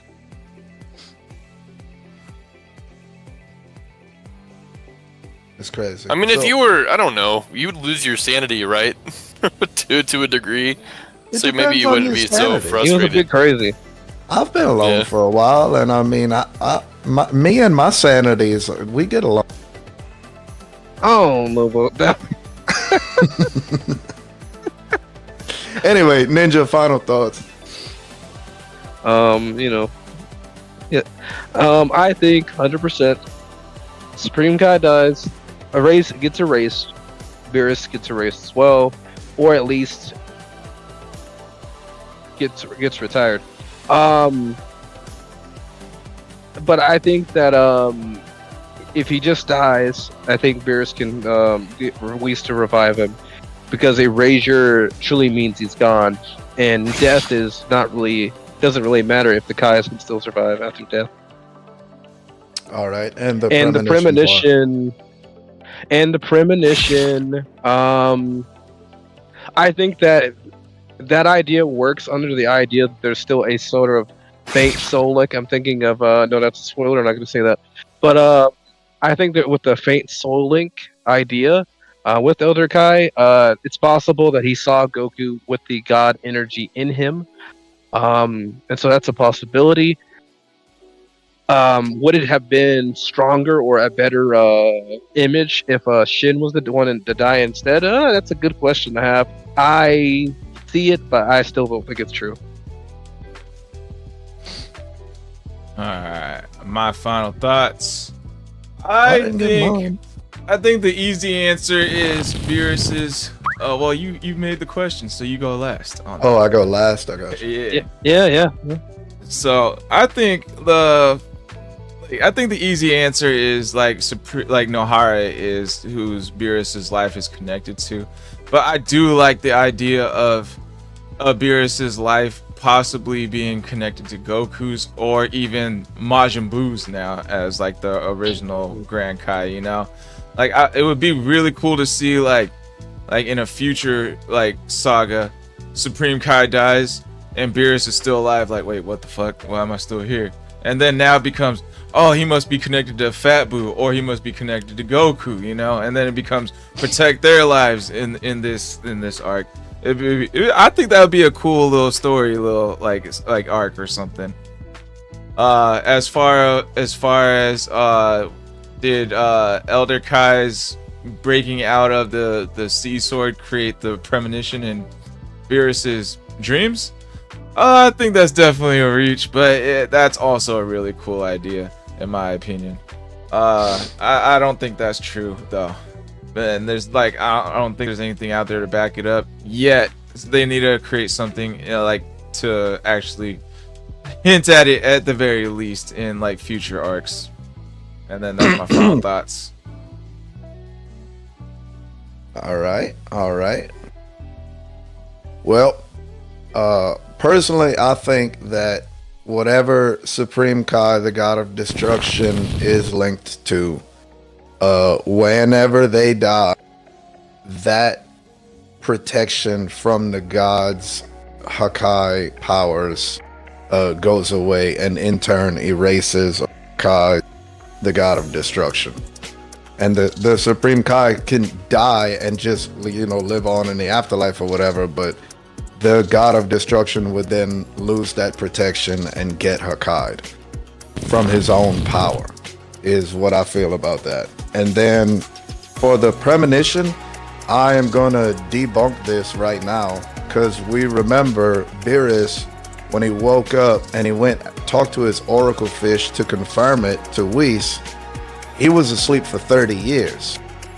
Elder Kai gave him that, gave Goku his life far shorter than 30 years before this happened. Mm-hmm. And Beerus, when talking to the fish, said, before I went to sleep, did I not have a premonition, blah, blah, blah. So to me, the timeline doesn't add up, and it absolutely cannot be that event that triggered that premonition. Would have had to been some 30 years before that day. Mm. Okay. Alright, anyone else got another topic for us to debate about? Seven Ninja that we can run through? Trump City had some. Well, oh, that's for Seven. I do want to talk about it, but I want Cold Sauce to read it out because he brought it up. It's the thing that you sent us inside of the Discord, the boys chat, about Goku and them.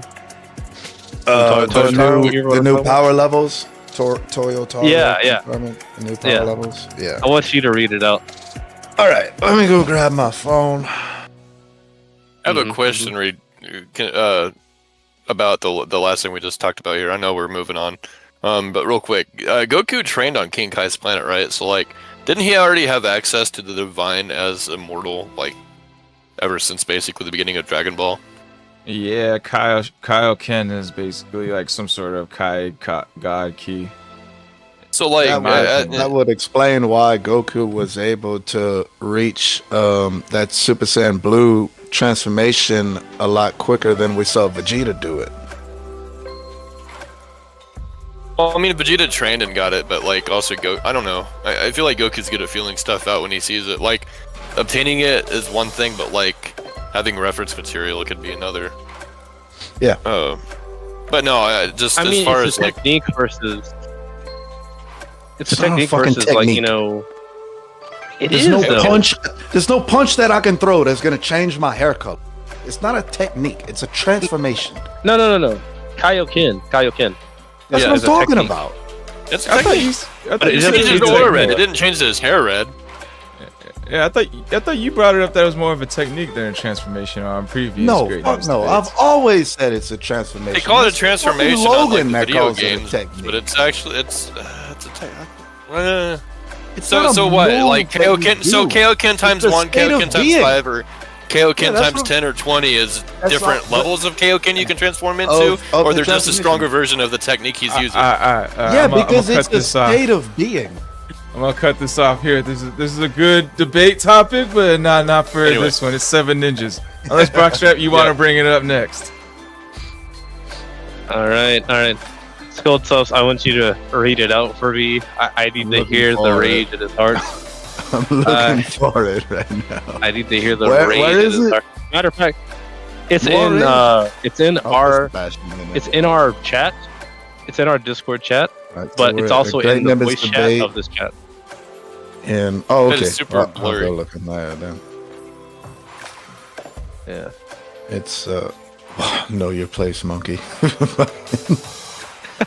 Okay, here we go. In the movie Superhero, Piccolo becomes Orange Piccolo, and Gohan. This is chat. This is Toyotaro. Toyotaro. Yeah, Toy. That guy, the guy that's now writing You're close. this show that A we all new love. Dragon Ball guy after Toriyama. Toyotaro. Okay, Oh this my is God. his. Get him out of here. This is- Anyway, in the movie Superhero, Piccolo becomes Orange Piccolo and Gohan becomes Beast, right? So that makes you wonder, who is the strongest among Goku, Vegeta, Gohan, Piccolo, and Broly, doesn't it? Toyotaro. As I mentioned earlier, I wanted to show that the power of all 5 characters is the same, which is why I created this composition. This is the hardest I've worked on a drawing so far. That's not a flex at all. Which is why hold on. So far. And I might not be able to spend as much time on a cover like this in the future. Also, in the background, there's Black Frieza, whose power difference is something to consider as well. Okay? And fuck, what? NJ, you put the picture, but you didn't put what I said. What was it even in? It's in the Anyway. hold on. It's in our I was voice, pissed. our actual chat, the boys chat. All right, I'll read it. Well, I don't like it at all, but whatever it is, this will be my topic. Do you agree that this should be how it is, or was this bad writing? That's what Hunter said.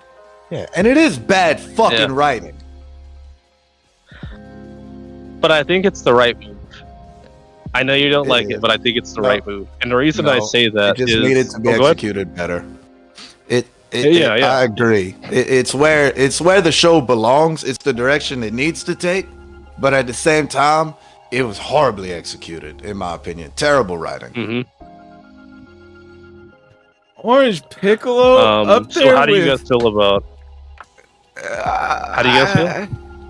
Orange Lay it Piccolo out. up there with Beast Gohan and Ultra Instinct Goku? I mean, for I one, don't if know Piccolo about was on par, why did he need Beast Gohan to finish that fight in the first place? I mean, like on top of that, what's up, Pre? But wasn't there something that said that Orange Piccolo was supposed to be just at Goku Blue level, Super Saiyan Blue level? I mean, remember this is seeing Toyo something Taro. about it saying they're rivaling. Right, Rival's blue.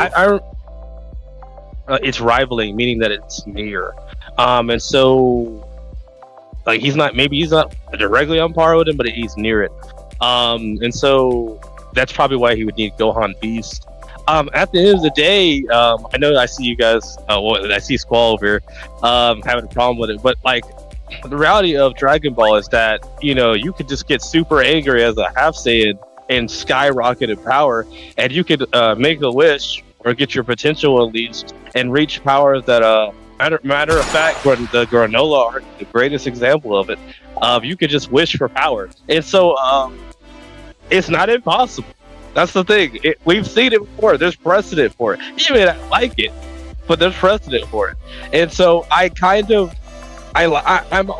okay with it. I'm actually okay with it, because I like Goku and Vegeta. I do, but I don't want to see just Goku and Vegeta. Remember, I think we had a conversation a while back where I said, I'd like to see more lower scale fights if it means we get to see more characters. But if it means we have to see all of the Z fighters get a godlike transformation of some form of way that puts them on the same level as Goku and Vegeta, I'm okay with them, because at least it means that we get more. Yeah, it's a fair point. I'm not gonna lie. Yeah, but I definitely don't like it. It's just weird, because we had. I mean, I guess this is recent that Toyo Taro came out with and said this, right? I'm guessing. I believe. I mean, I saw it while scrolling on Instagram. Okay, you sent that on the 6th, a week ago, and that was posted 9 hours prior to that, so still about a weekish ago. So this is the new meta for Dragon Ball, basically. the new... Basically just a retcon. It's like Toyo Taro saying, look, we're retcon things, and from now on, all these characters on equal power levels, power scale. Mm-hmm. And I mean, like Ninja said, I don't like it. I'm gonna accept it. I'm gonna tolerate it, but I don't like it. I certainly don't agree with it. The things that we saw in that movie with Piccolo and Beast Gohan, they didn't show me anything that would suggest that either one of them are even on blue level, much less Ultra Ego and Ultra Instinct. Because at the end of the day, sure, they were fighting a really strong fucking opponent, but they defeated him by hitting a fucking deliberate weak spot in that opponent. And I don't think for half a second that Goku Blue or Vegeta Blue couldn't have single-handedly defeated Cell Max, even without the weak point. Yeah, I definitely they weren't there to show their stuff. Yeah, I definitely think, like, watching Orange Piccolo fight, it felt like he was definitely the weaker one once of like Beast Gohan and Orange Piccolo. When Beast Gohan showed up, it just looked like he was the guy, the top guy, like that. At least that's how it was portrayed. Like, it didn't look like they were like a tag teaming duo, like taking turns like beating him up. It looked like Orange Piccolo was the sidekick there, the Robin to Batman, I guess. Right. Yeah, and I mean, to further my point of Cell Max not being destructive enough to require a Super Saiyan Blue level hero, I mean, this is a character, Cell Max, who he didn't have like a fully formed, mind, completely chaotic, and he was raging and throwing out attacks that if a threat truly that great was raging and throwing out attacks without like a mind, the planet would have been destroyed. and we didn't see that. I'm kind of surprised Goku didn't notice that energy, actually. I feel like that's something, as wild as it was, I feel like he would have known about that. Yeah. Whatever. Yeah, they're good at sensing energy. Goku and Vegeta probably should have sensed that. Mm-hmm.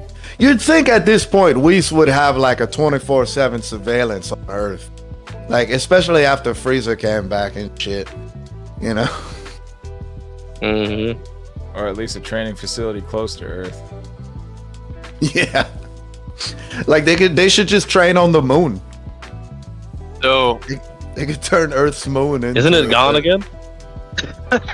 How many times have they blown that moon up? Like they can't bring it back. Just Supreme Kai, give us another moon. You know. I have a weird answer here. Alright. Toyotaro did reference the idea that the highest forms of Goku, Vegeta, Gohan, Piccolo, and Broly are roughly equal, portraying them as rivals with similar powers on Volume 24's cover. However, he left room for debate, obviously, as the same likely means a close tier rather than identical strength, aligning with the series' focus on the dynamic rivalries. So, I don't know if it's referencing the tier of, like, where they are on actual strength, or if again referencing, because Orange Piccolo verbally said, I'm probably on par with Blue Goku, right? Like I'm not sure, I misremember that. So that would make sense if Piccolo actually verbally said that. Yeah. I mean, I'd take Piccolo's word for it. He's certainly seen enough of Super Saiyan Right. Blue. So with that, I mean, could have been lost in translation. If equal or the same, and at the doesn't same necessarily time, mean equal, or I don't know. If Orange Piccolo, you know, if he did say that, if I'm on par with Super Saiyan Blue, well then he's not on Instinct and Ultra Ego. Right. That's you know, in that, if that was the case, then Goku wouldn't have needed Ultra Instinct to beat Jiren. But with the Saiyans all branching out away from Super Saiyan and following their own transformations, like it would be weird, especially with Orange Piccolo in the mix now, right? Like they're all branching out, so like all of the strengths of each individual like transformation might be separate from the others, and I don't know. It's getting weird, man. Yeah. Because you would assume with, I mean, even when they had the same transformations, right? It's all just multipliers of the base level. So like if Goku had a higher base power level than Vegeta, but they both went Super Saiyan 3, Goku obviously would still be stronger, even almost exponentially, just because of the blueprint, right? Mm-hmm. So it's hard to really say anything, any power or transformation would be stronger than the others. Yeah. Something that did come to mind to me is though, we said like he's at Super Saiyan Blue level, but like Super Saiyan Blue level of now versus Super Saiyan Blue of Super is two different things. Right. Just because you remember, you know, Goku, well, I think he had to go Super Saiyan Blue to defeat the Akai ball, but like Goku's base was super high at that time before the Tournament of Power, but the pre-game of it. So like Super Saiyan Blue of now is a lot different. What does that mean in the context of UI? I mean, UI is, to me, it's a transformation, but it's also a technique. And the white hair version of it in itself could just be Super Saiyan Blue added into UI itself. That's a debate for another time. He might be talking about current Goku. Goku's Super Blue. UI is Super Blue. Crap. Damn, bro. It's just so weird putting Orange Piccolo up there with like Ultra Instinct Goku, in my opinion. Like okay, like Beerus has the Ultra Ego on like nonstop, and like Goku had going into Ultra Instinct like had like Beerus shook, bro. Like they stated like dude, like even Beerus has been working on trying to perfect his form. Like it's gotta be a top-notch form, you know, Ultra Instinct. And for just Orange Piccolo just to be like, hey Shenron, can I get some more power, please? And now he's up there with Ultra Instinct. Oh my god, bro. If he really is up there with Ultra Instinct, yeah, you guys are right. Executed very poorly on that. And how would Shenron Listen. even be able to grant such power when time and time again we've seen Shenron not be able to things, you know? You cut out, but I understood what you said. Like he can't like kill villains that are stronger than Shenron, you know? Yeah. But he can Creation's grant- not the same as his name is Death, so it may be creating more power. I mean, again, I'm brought back to the idea that the Granola arc happened. A guy wished for power and he got it. And so it's like, if that can happen, now we got a possibility of Shenron doing it as well. I don't know. You saying Shenron can door's grant open. himself more power? No, I'm saying the Granola arc stated that you could wish for more power, and I think Granola wished to be the strongest person in the universe. If Piccolo were to wish for power, with the context that the Granola arc did happen, it's possible that Shenron could give him a large boost of power, especially because of the idea that we saw the Guru and the other Namekians give a boost of power. But the Namekians are not the same thing as a Dragon Balls infused dragon, if he is technically a god, boosting your power. That's an entirely different ballgame. So, Right. what is the levels of a creator dragon's power when it comes to giving someone else power? That's a whole different ballgame than just saying, I'm going to kill him. I would imagine the only explanation would be able to give on that is for Shenron to be able to grant that type of power. Shenron would have to draw power from like whatever higher dragon, like the dragon from the Super Dragon Balls or some shit. I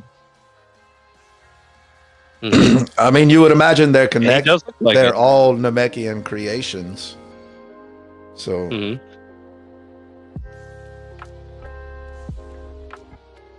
I mean, Piccolo does look like the that old dragon, so you know, Yeah. not too far fetched. he's Man, orange. I still don't even like the idea of that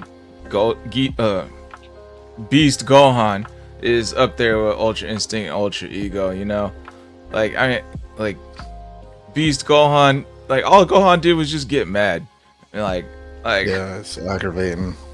That's He's been such his a whole penis. thing, though. He's yeah, such a peanut. I get that, Anyway. but he should go into like Super Saiyan 3 or some shit. Like when he gets mad. Well- not this. What is this random form? Yeah. I mean, you know, it has something to do with the fact that he's a half Saiyan, but like and also we seen the same thing with Future Trunks when he fucking raged out and sliced up Zamasu. Oh yeah, he got that Spirit Bomb sword move. And that form. blue aura. Yeah, Yeah. that's true.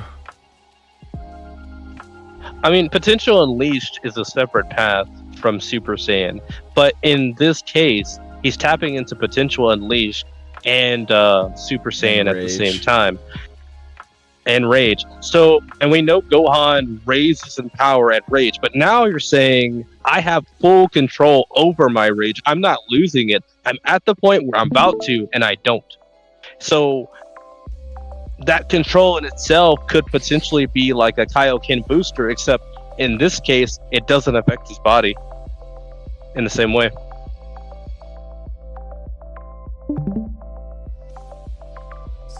Gohan's untapped power hype since the Cell Saga will eventually outshine Goku and Vegeta, his hybrid Saiyan human genetics, and moments like Ultimate Gohan or Beast Gohan. Dragon Ball superhero suggests he's destined for greatness. Evidence: Gohan's rage Raditz Cell and Elder Kai's unlocking of his potential shows he's unique. Toriyama's focus on him in recent movies support this. Counterpoint: Gohan's focus on academics and inconsistent training make it hard to believe he'll stay ahead of Goku's divine forms. Heat level very heated as Gohan fans clash with those who think he's been sidelined for good. I mean, yes, like I agree. Like he was supposed to be like what the story took over. Like it's called like if Goku Main dies off or protagonist. whatever. Yeah, he was supposed to be the main protagonist, but the fans like Goku so much that he, like what's his name? Toriyama was forced to put Goku back in the spotlight. So I don't know if like he's supposed to be stronger than Goku eventually. But I just don't know if that'll actually be the case. Well, and it goes against everything that Dragon Ball really is. You train to get more powerful. You work hard and you train, and the fruits of that labor is your new power. And then here we have Gohan just, well, I mean, my dad's powerful and the writers want me to be powerful too, so I'm powerful too now because I'm mad and I'm a fucking loser.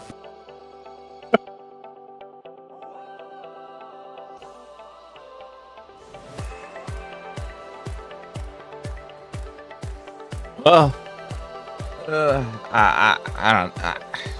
so I'm guessing final thoughts on this whole, should they be equal? Should they be equal? No, not Yeah. in my opinion. Yeah. Yeah. I mean, it's the best thing that could happen to Dragon Ball yet. It's No. best thing. So yeah. We Should would be everybody just go to way minimum too wage? stacked. Yeah, okay, Dad, calm down with the taxes. Can we just even everybody out across the board? Effort Yeah, no. effort taken out of the equation. Absolutely not. I mean, Oh, I'm just gonna wish myself stronger with Exactly. the Dragon Balls.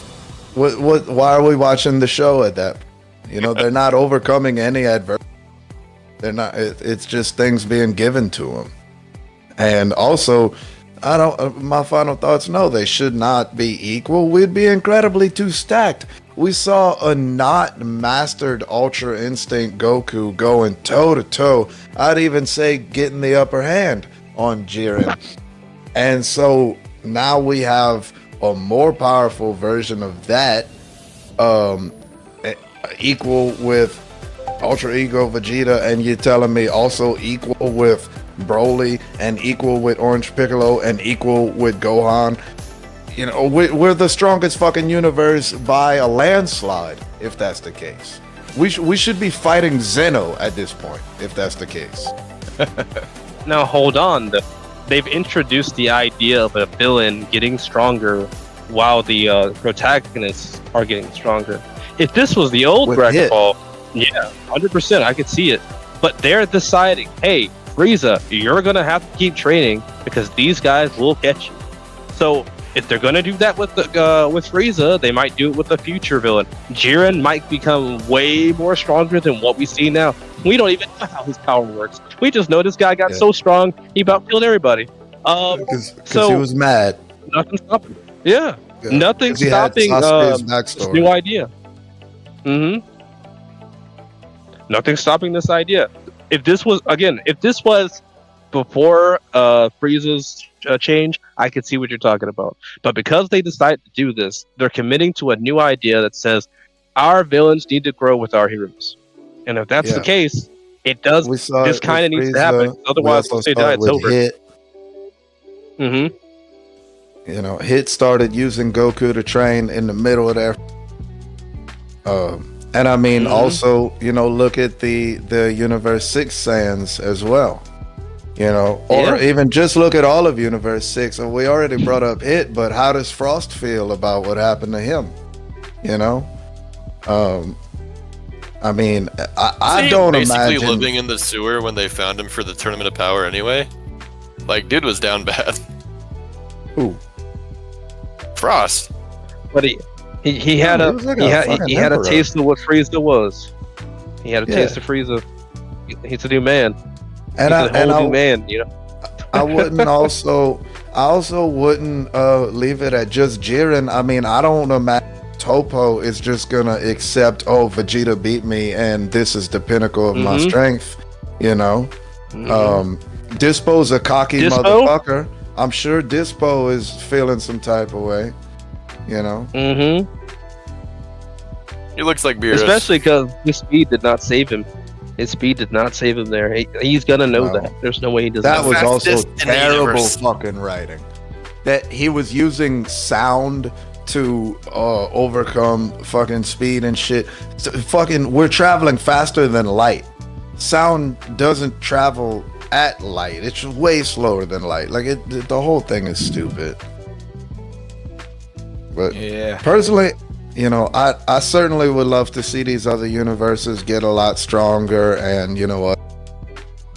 I definitely would not be okay with the Universe 6 contenders coming up right on us and being like, you know, I would keep Orange Piccolo and Beast Gohan lower than us to be equal with what we're gonna see from Universe 6.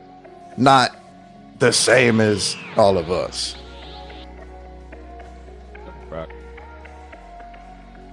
Hey, I'm probably gonna have to bounce. I gotta get my kids ready for bedtime. That way, Jensen can do school tomorrow. Lacey's needing me too, so.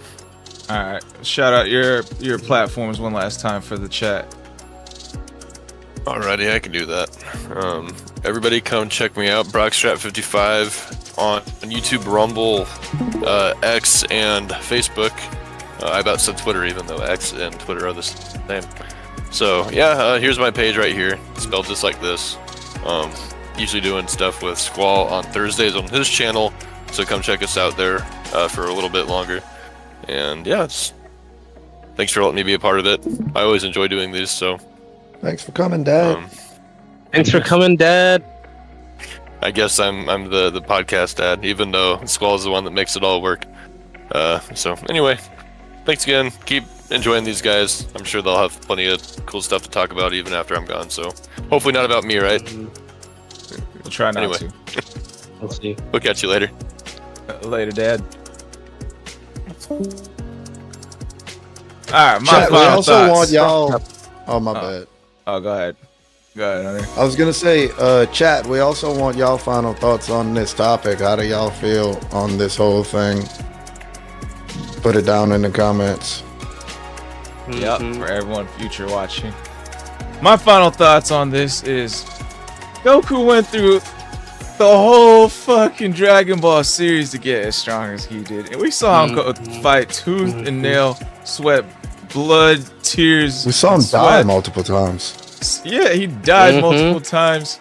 And we got Ultra Instinct Goku. And these other random motherfuckers keep pulling out these ass pull of power ups. Asshole. We got Android 17 who made all the way to the end of tournament of power for training with some animals for a few years. We got Frieza training for 4 months. Get Golden Frieza, he's as powerful as Super Saiyan Blue Goku. Now we got Gohan just get mad a couple times and he's like up there, got Beast Gohan. And then we just got Piccolo getting a wish to get as powerful as Ultra Instinct Goku. I like the idea of Piccolo getting strong. I just don't like that this is how it came to fruition. Like I know he's been training his whole damn life, like in solitary confinement, damn near. Not really solitary confinement. He's been training in solitude, like just meditating nonstop, or maybe like shadow training, like shadow clone jutsu training shit. But like we don't really even see any results every time. Like even though he's been training, like even Tien has been training like nonstop, and he's still down there at the bottom. You know, like that's like realistic, like or not realistic, but like at least show some sort of fruition with their training, like it does with like Goku or someone, you know, or Vegeta. Like even Vegeta's been nonstop training the whole time. We see like him finally like getting some results. He's always right there with Goku. stuff like that. Like, it should be something like that, you know, not these ass pull power ups that always be going on. So I don't really agree with it. I think like blue, Super Saiyan Blue is the level of Orange Piccolo. I like that theory, because then that makes it not so much of a bullshit like take, you know, in my opinion. That's my final thoughts.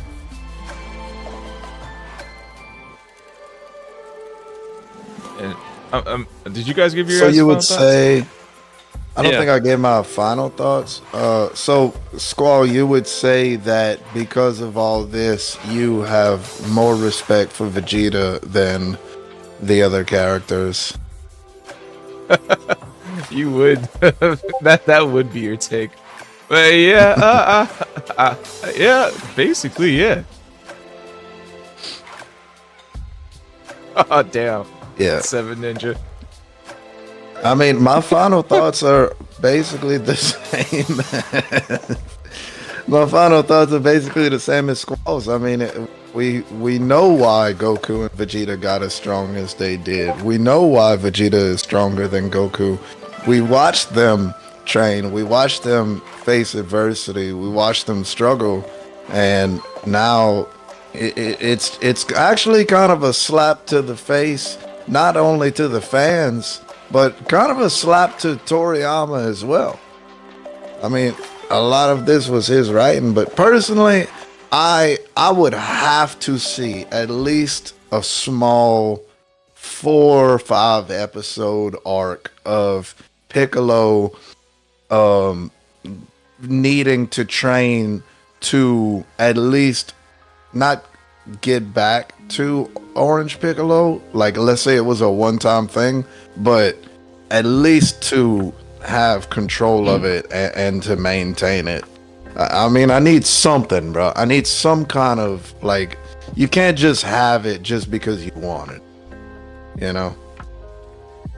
I will add though that I did like Piccolo getting a new form in that movie, because I didn't watch any trailers or see anything. Like, I just know like the movie's coming out, and like when he was fighting I thought he like him getting a potential unlock was just he's like Guru giving Gohan and Krillin a potential unlock. It's just like an always on thing from then on. But and then like he was putting up a better fight against the android, and then as he was losing and falling, then all of a sudden he transforms again.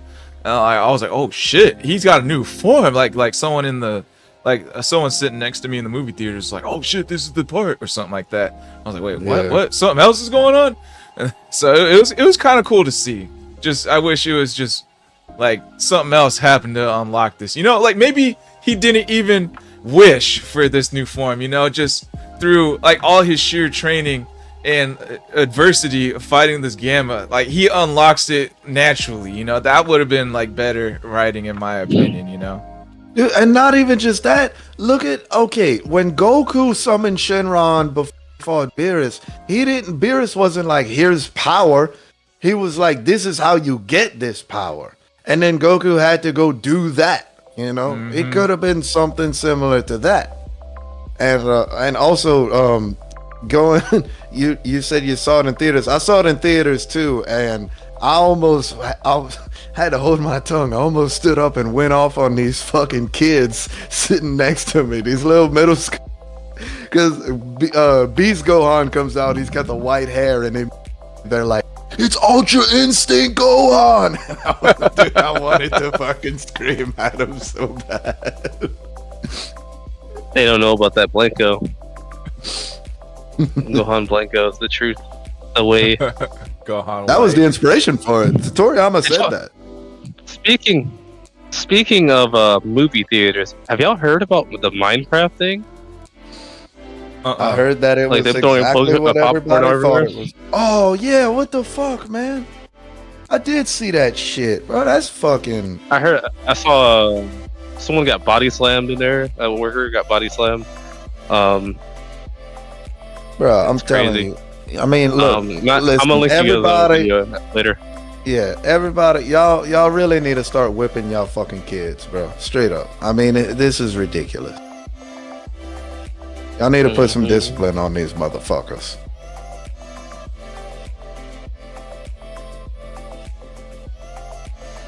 Alright, so last topic, Charm City. Actually, hang on, I didn't play a segment 3 video.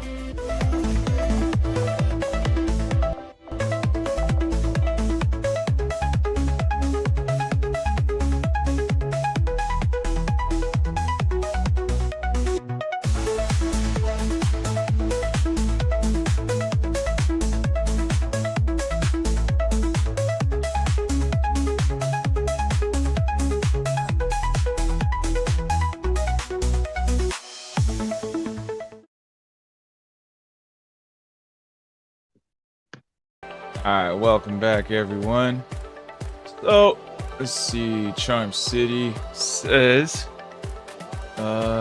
he also just chatted just now, maybe they focus on one of the couple dozen movies or a specific character, a Brawly King Vegeta, or Young Vegeta, or a Bardock series. But, I'm kind of Dude, I think he was talking about whenever I brought up an arc showing Piccolo having to maintain. I would take a movie instead of an arc. I'd rather a movie actually instead of an arc. I want to see Piccolo and Gohan training to get back to those forms that they experienced in that fight. Alright, here we go. Here is his topic. If Netflix secured the rights to Dragon Ball for an hour-long episode series, 5 to 7 seasons, like they did the Avatar, where should episode 1 start? Let's see. We can start with 7 Ninja, and then Hunter, and then I'll go last. Or should episode 1 start for Dragon Ball or Dragon Ball Z? I'm guessing he's counting as like the whole Dragon Ball series. It should start at the beginning when Goku hits his head. Yeah, That's the whole reason he's the good guy. He has to be there. Well, we don't actually know that. I mean, he's a baby, right? He might have Saiyan tendencies, but he's still a baby, so I don't know. I mean, if we're no, never mind. It's still your turn. But no, you can go ahead. Go ahead. Yeah, no, I was just gonna Just say start that if we're gonna choose our own starting point instead of going with what we have, then I would actually say go before it and see, you know, what we saw in the Broly movie where, you know, Bardock finds out Frieza's coming and sends Goku off and stuff like that. Start it right there, I would say. But I also do want to say, I know it kind of doesn't go with it, but Dragon Ball is bigger than Netflix. Netflix should not have Dragon Ball. Netflix have an Avatar. Neither Disney. But Avatar is nowhere near as big as Netflix. But Netflix is nowhere near as big as. It's a fucking landslide difference.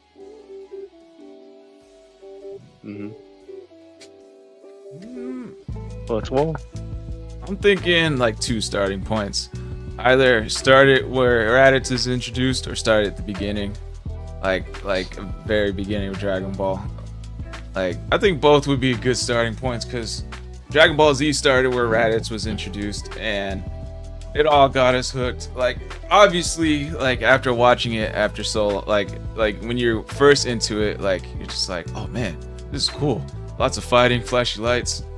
Like they kind of, and they give you enough. Like, oh, these guys are friends. Oh, these are the enemies. Oh, there's more stuff that happened in the past, but I don't know what it is. But I still love it.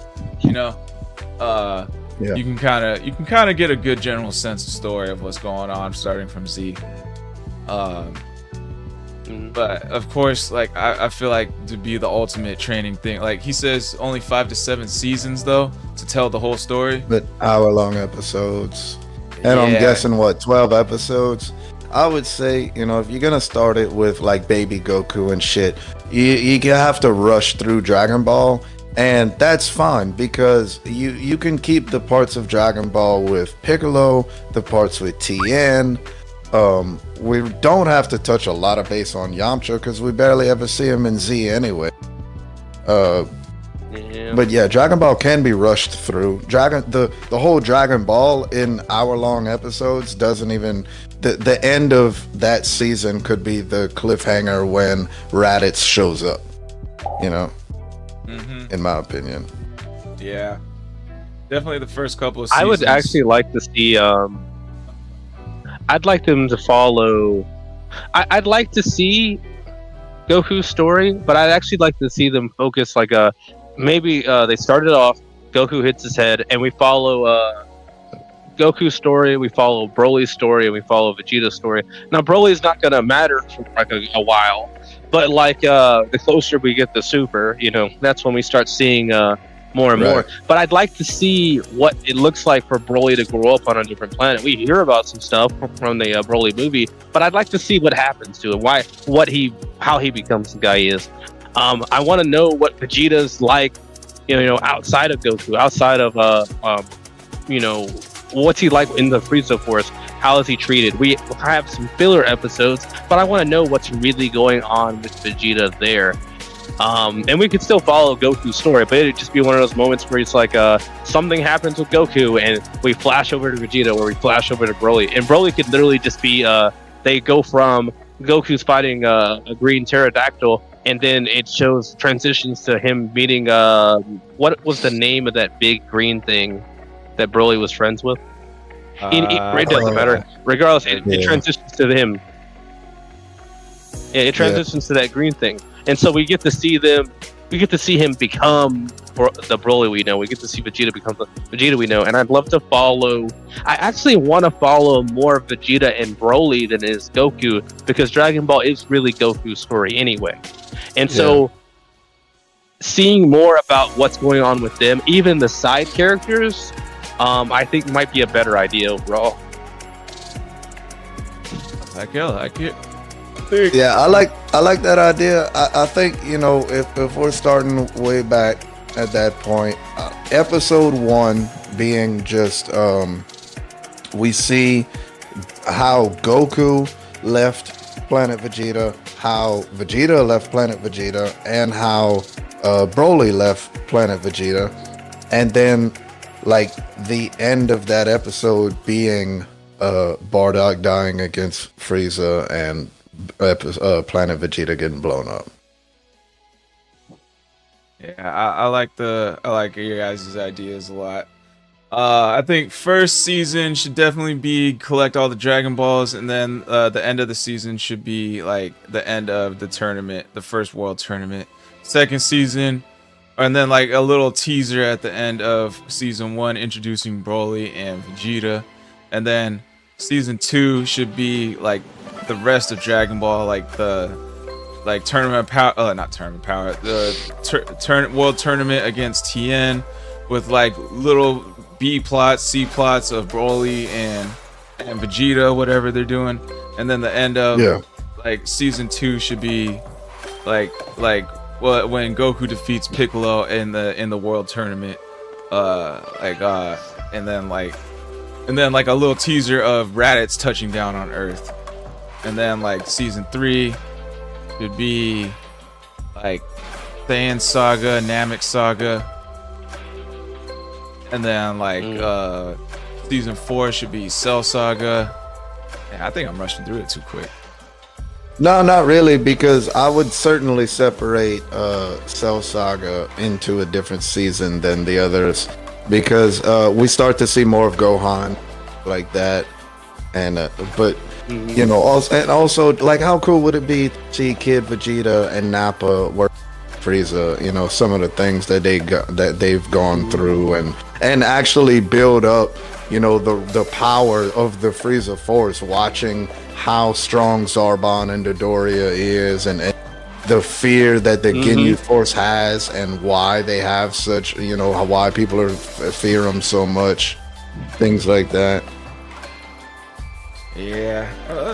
I don't think they need to hit Daima, but I think it would be kind of cool to see. Yeah, I don't think Daima, but that would be awesome. That would be like a spin-off, like a 2-episode series, you know, like how they did it with Invincible, how Adam Eve had her own little spin-off 2-episode thing. Yeah, I definitely think it should start with early Dragon Ball, and then like the whole Dragon Ball should have 2 seasons. We get 5 to 7 seasons, and then every saga after that gets its own season. Like Saiyan Saga gets a season, Namek Saga gets a season, Cell Saga gets a season, Majin Buu Saga gets a season. That'd be 6, and then Super gets its own season. So I can't sit through 12 hours of the Namek Saga. If it's 12 episodes, an hour long, I can't do it. It was bad enough the first time.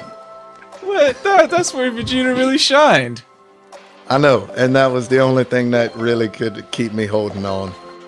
I mean, I can't binge watch that. And I would think that would be one of your more favorite sagas. Yeah, since Vegeta is like one of the more main characters there.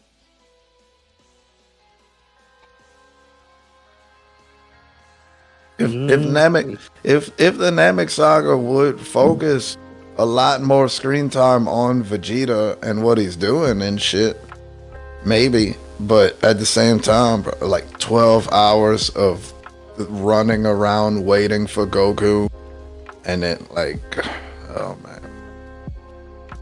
Vegeta kicking Kui's ass, Vegeta kicking Dodora's ass, Vegeta kicking Zarbon's ass, going toe to toe with Frieza, first form.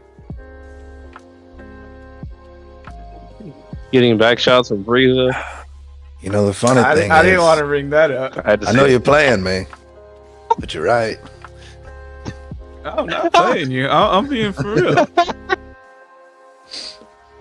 Nah,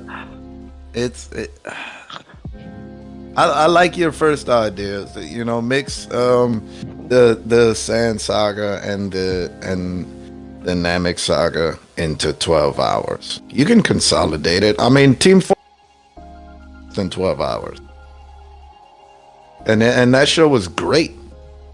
Team 4 Star is a phenomenal show. Okay, so Saiyan Saga, Namek Saga in the 3rd season, Cell Saga 4th season, Majin Buu Saga 5th season, and Dragon Ball Super in the last 2 seasons. Yeah, I can see the Cell Saga being its own season, because there's a lot that goes on in that. I mean, we have the androids, you know, we have imperfect cell, semi-perfect cell, perfect cell. We got training in the hyperbolic time chamber. There's a lot of different shit that goes on, instead of just there's this one. We didn't know who the main fucking how long, you know, like. Wait, you cut out. We didn't know who what.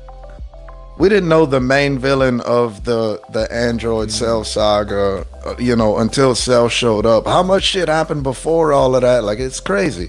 So much shit happened in that that saga that people try to call it 2 different sagas. They try to say it's the Android saga and then the Cell saga. The whole thing is that's an Android arc, but it's not. Yeah, it's that can do 12 hours. But at the same time, we also... I love the part when Yamcha got pulled.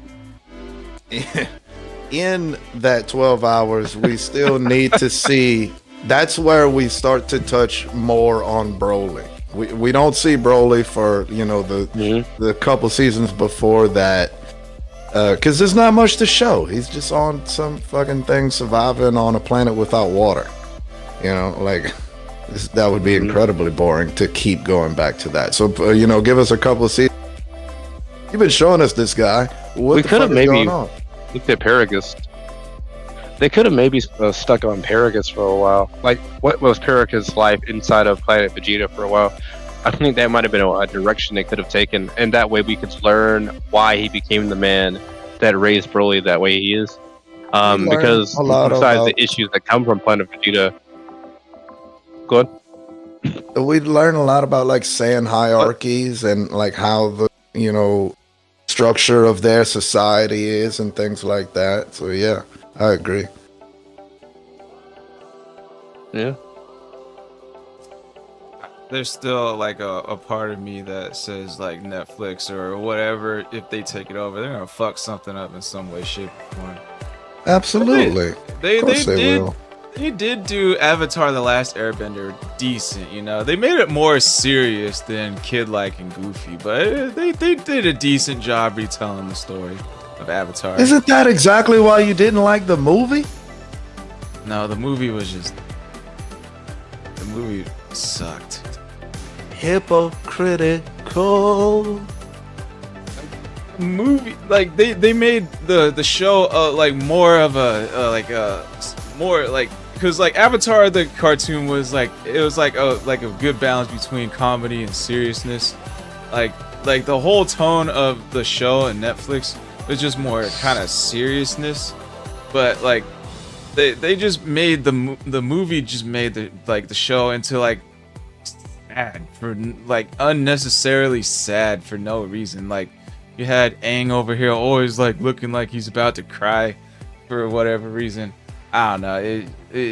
And then they didn't really even follow like the story that well. They just hit random plot points throughout the first season. It was and rushed through a lot of it. That was actually probably, I would say, the biggest sin in that live action was in the cartoon. Aang was a very like cheerful and happy guy, and then in the live action, he's filled with worry and nervousness.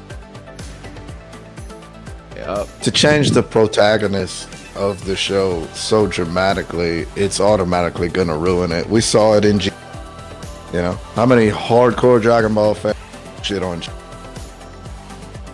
what? GT, Dragon Ball GT? Oh, What? yeah.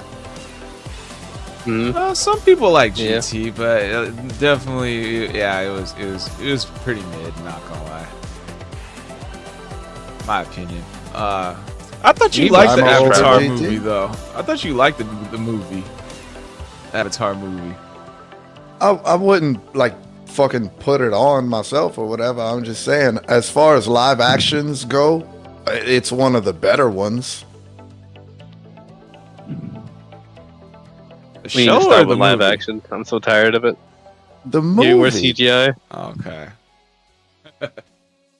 it's one of the better live You mean the action planet? movies. It's so much better than Dragon Ball Evolution. They were both pretty bad in my opinion. Like they were pretty bad. I remember like when the movie for Avatar first came out, like before it came out, like the director was like, oh yeah, I have a great ending that's gonna have you guys all like hitting the edge of your seats. And like, all Aang did was just throw a big tidal wave instead of become that cool water monster like that was hacking down like Fire Nation ships and stuff. I was like, this is the freaking ending you wanted. That was supposed to be super cool. Man, get out of Well, here, bro. He was a fan of the show, and that's why he made it. But that was also his first anime that he watched. He would watch it. He was watching it with his kids and their friends from the neighborhood. And then towards like the last season, he was like, "Hey, what if we made this as a movie?" And then all his kids and all their friends, "Oh my God, yes, do it!" But so you know, you got a guy who's been directing movies, shit like that, in this specific type of way, and then this is his first anime. So you know, when we see like an anime, we love the things that make anime. This guy, he's more used to these movies that he makes where it's dramatic and you know things are high stakes and real more realistic emotions, like the Fire Nation being in control of the world. It's gonna be a lot like the Nazis if they were in control of the world. They're a tyrannical force that's in control. People are gonna be very scared of them. The world is gonna be full of despair.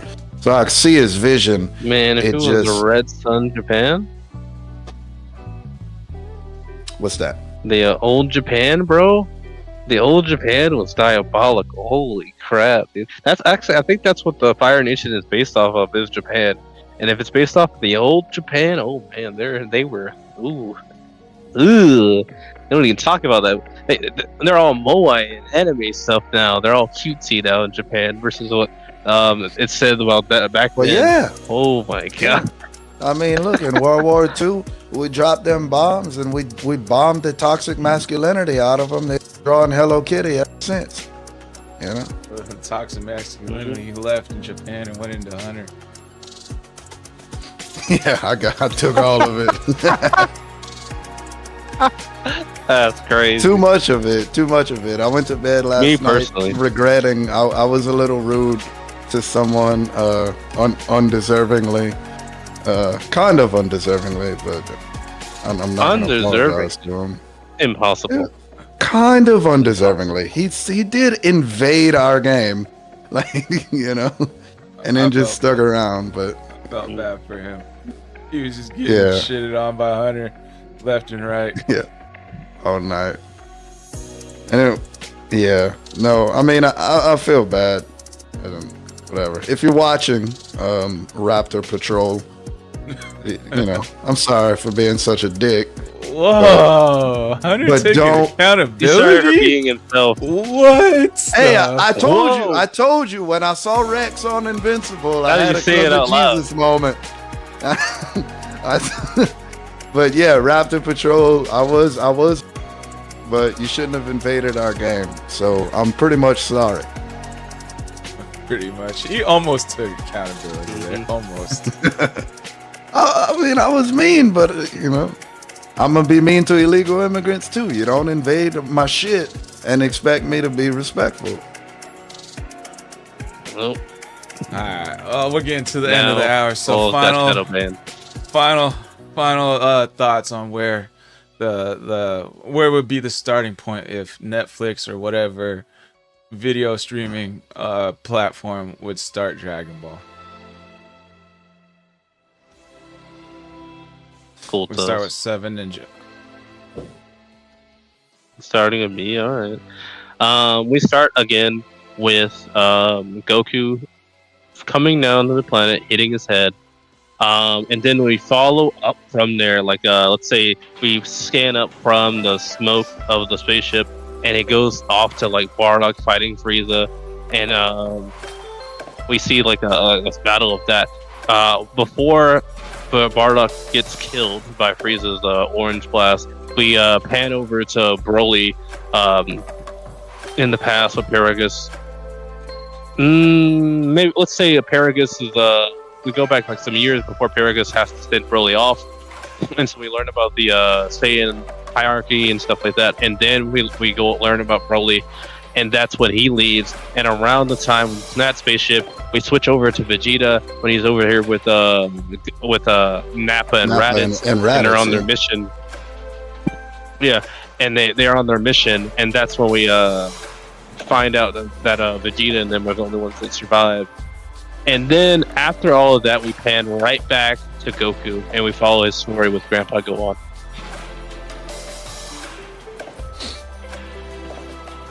All right. I disagree. I mean, you know, we all had a semi-heated debate earlier on the biggest, most impactful villain. So I do believe the first episode should be the entire hour of the first episode should be the events leading up to the destruction of planet Vegeta, centering around three main protagonists being Kakarot, Vegeta, and Broly. And it would show, you know, we have three surviving Saiyans, our three heroes, our three main protagonists, all having this one common big bad villain, which is Frieza. And so I would say the end of the first episode would be Bardock and Planet Vegeta getting destroyed by Frieza. And the whole first episode being how our protagonists got away from that. And like I said, the events leading up to. Because that's, I mean, especially with them bringing Frieza might need to back step you with further Golden back than that. Frieza and all that. You know, Frieza is basically the main villain of the Dragon Ball series. I think we can all agree. Mm-hmm. So Yeah, I would say that's how I would put Yeah. the first episode. Yeah, I would probably put the. Now that I'm thinking about it, I like your guys' ideas, but the main I'd go even further back. Whatever came first, like Frieza taking over. No, either Frieza learning about the Super Saiyan legend and fearing it, or King Vegeta sending off Broly, or like not sending off Broly. Like I think he was trying to kill Broly. So like Paragus like took him and dipped. Whichever one of those came first, like the earliest in the story to get like the ball rolling. Like some good hints to set up like later things that happen in the story. Yeah, That's why I think it I should start. would Thinking back actually. on Hunter's point, I'll we might need get to step more. further back than that and have not Goku, but Bardock was starting to figure out like Frieza's plan. It might be a good idea to go back to even that. Maybe see a little bit of the Saiyan lifestyle, at least with the low class Saiyan stuff like that. Yeah, And actually go even further back than that when we meet Beerus meets Vegeta meets Beerus for the first time, King Vegeta. and we can see how that all started. I mean, Vegeta and King Vegeta were there. right. I mean, I'll get more specific. I'll say that I forgot what I wanted to say. Actually, I'm sorry about that, guys. No, I definitely wasn't gonna say that. No, yeah, now okay, I remember now. I'll get more specific. I'll say the opening scene of the first episode should be King Cold and Frieza touching down on planet Vegeta like they did in the Broly movie, saying, "Hey, y'all are he's in charge now. My son's in charge now," and you know those things. And then we cut to Bardock is like on a mission or some shit, whether it's at the same time or a little bit before. And we get some good action from that, and you know we see Bardock getting the weird psychic shit and learning Frieza's coming and he's gonna destroy planet Vegeta. And then we see why we see Beerus telling or giving Frieza the green light, like, hey, you go ahead and destroy this. And then after that introduction, we see Beerus having that dinner with King Vegeta and shit like that. And we'll see a lot of Saiyan hierarchy, we get emotionally connected to Saiyans themselves, because that's our main protagonist anyway. And this whole time we're seeing our main villain, Frieza, getting his orders from a god. So obviously this dude is fucking top tier villain, right? And like I said, the end of the episode being Bardock trying to liberate the Saiyans and failing. After we see Vegeta being sent off on a mission, Goku being sent off for safety, and Broly being sent off by King Vegeta in whatever his reason was, in fear that he would get stronger than Vegeta or some shit. Broly is a case of the world against him. So there's a lot that you can do to get the fans connected to Broly. It's he's a very innocent guy that bad shit happened to him just because of who he is. So yeah, that's how I would put it. Makes sense. Very good points. Plot points. Alright, now we're getting to the outros. You guys know the deal. Plug your socials. Announcements again. Favorite part of the podcast. And the outro question I'm going to come up with is favorite Vegeta moment. Let's see. So I am SquallRush, gamer, podcaster, and anime enthusiast. All that good stuff. Hit the Linktree. Linktree/SquallRush. Have tons of different platforms I'm on. So if you're on other platforms, check me out. Let's see what else. Announcement. I did create that Death Note video of exposing a possible plot hole in what's it called, that anime. Or maybe plot hole is the wrong word. Just a possible thing that should have happened that I wanted to expose. I got some Pokemon TCG Pocket videos coming out, and favorite part of the pod was probably, let's see, you know what, I'm gonna go with like that your guys' parts. Supreme Kai one was a good, interesting topic, and like Toyotaro coming up with that blasphemy was fun to talk about. And that's it on my end. Oh, and favorite Vegeta moment for me was when Bulma said, "I'm not gonna take a bath with you anymore." Oh, he ran back you. like a little girl. Fuck you. Amazing, loved it. Oh shit. Yes. All right, go ahead, Hunter. All right, everybody, it's Secret Code Sauce. You can find me on TikTok, Twitch, and Wrist Flip Rumble. Let's see.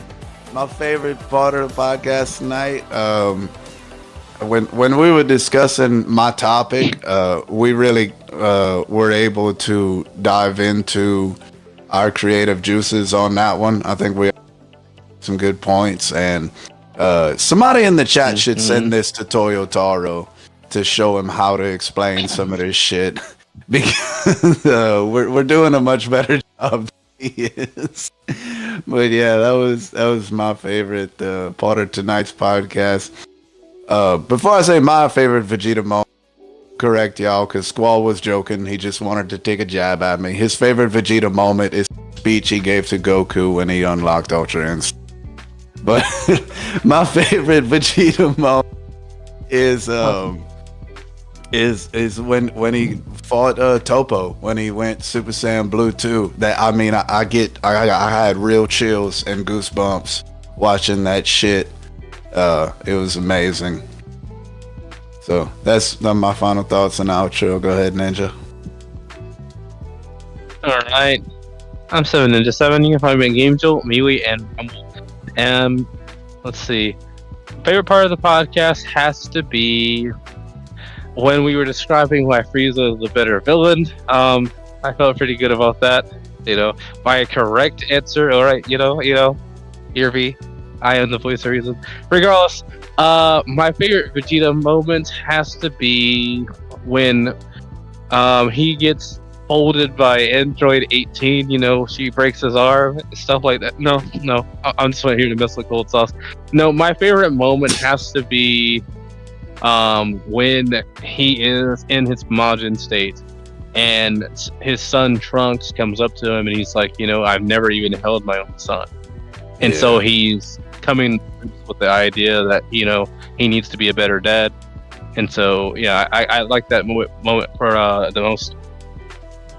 Yeah, the whole Majin Vegeta. I mean, we were all glued to with Majin Vegeta. Everybody remembers that. That was a really good choice. Yep. Luckily, none of the World Tournament audience remembered Majin Vegeta. Of course, how can they? From the afterlife? Like, I think they brought them all back, but erased their memories. Luckily. Otherwise, he'd have an angry mom after him. So? It wouldn't matter. Yeah, he'd kill him again. Like, what the fuck? Bulma Brief's husband slaughtered a bunch of people in the news. That would bring her company down a lot. That would be cool to see in the Netflix series, like the conspiracy theories of the public around like Capsule Corp and, you know, shit like that. Capsule Corp would be like BlackRock in real life. Alrighty, guys, that was the Great Nimbus Probably Dragon Ball Z podcast. Thank you guys for being here. Thank the panel. Love you guys. We'll catch you all in the future. Oh, and check out Misfit for the raid on Rumble side. Peace out, y'all.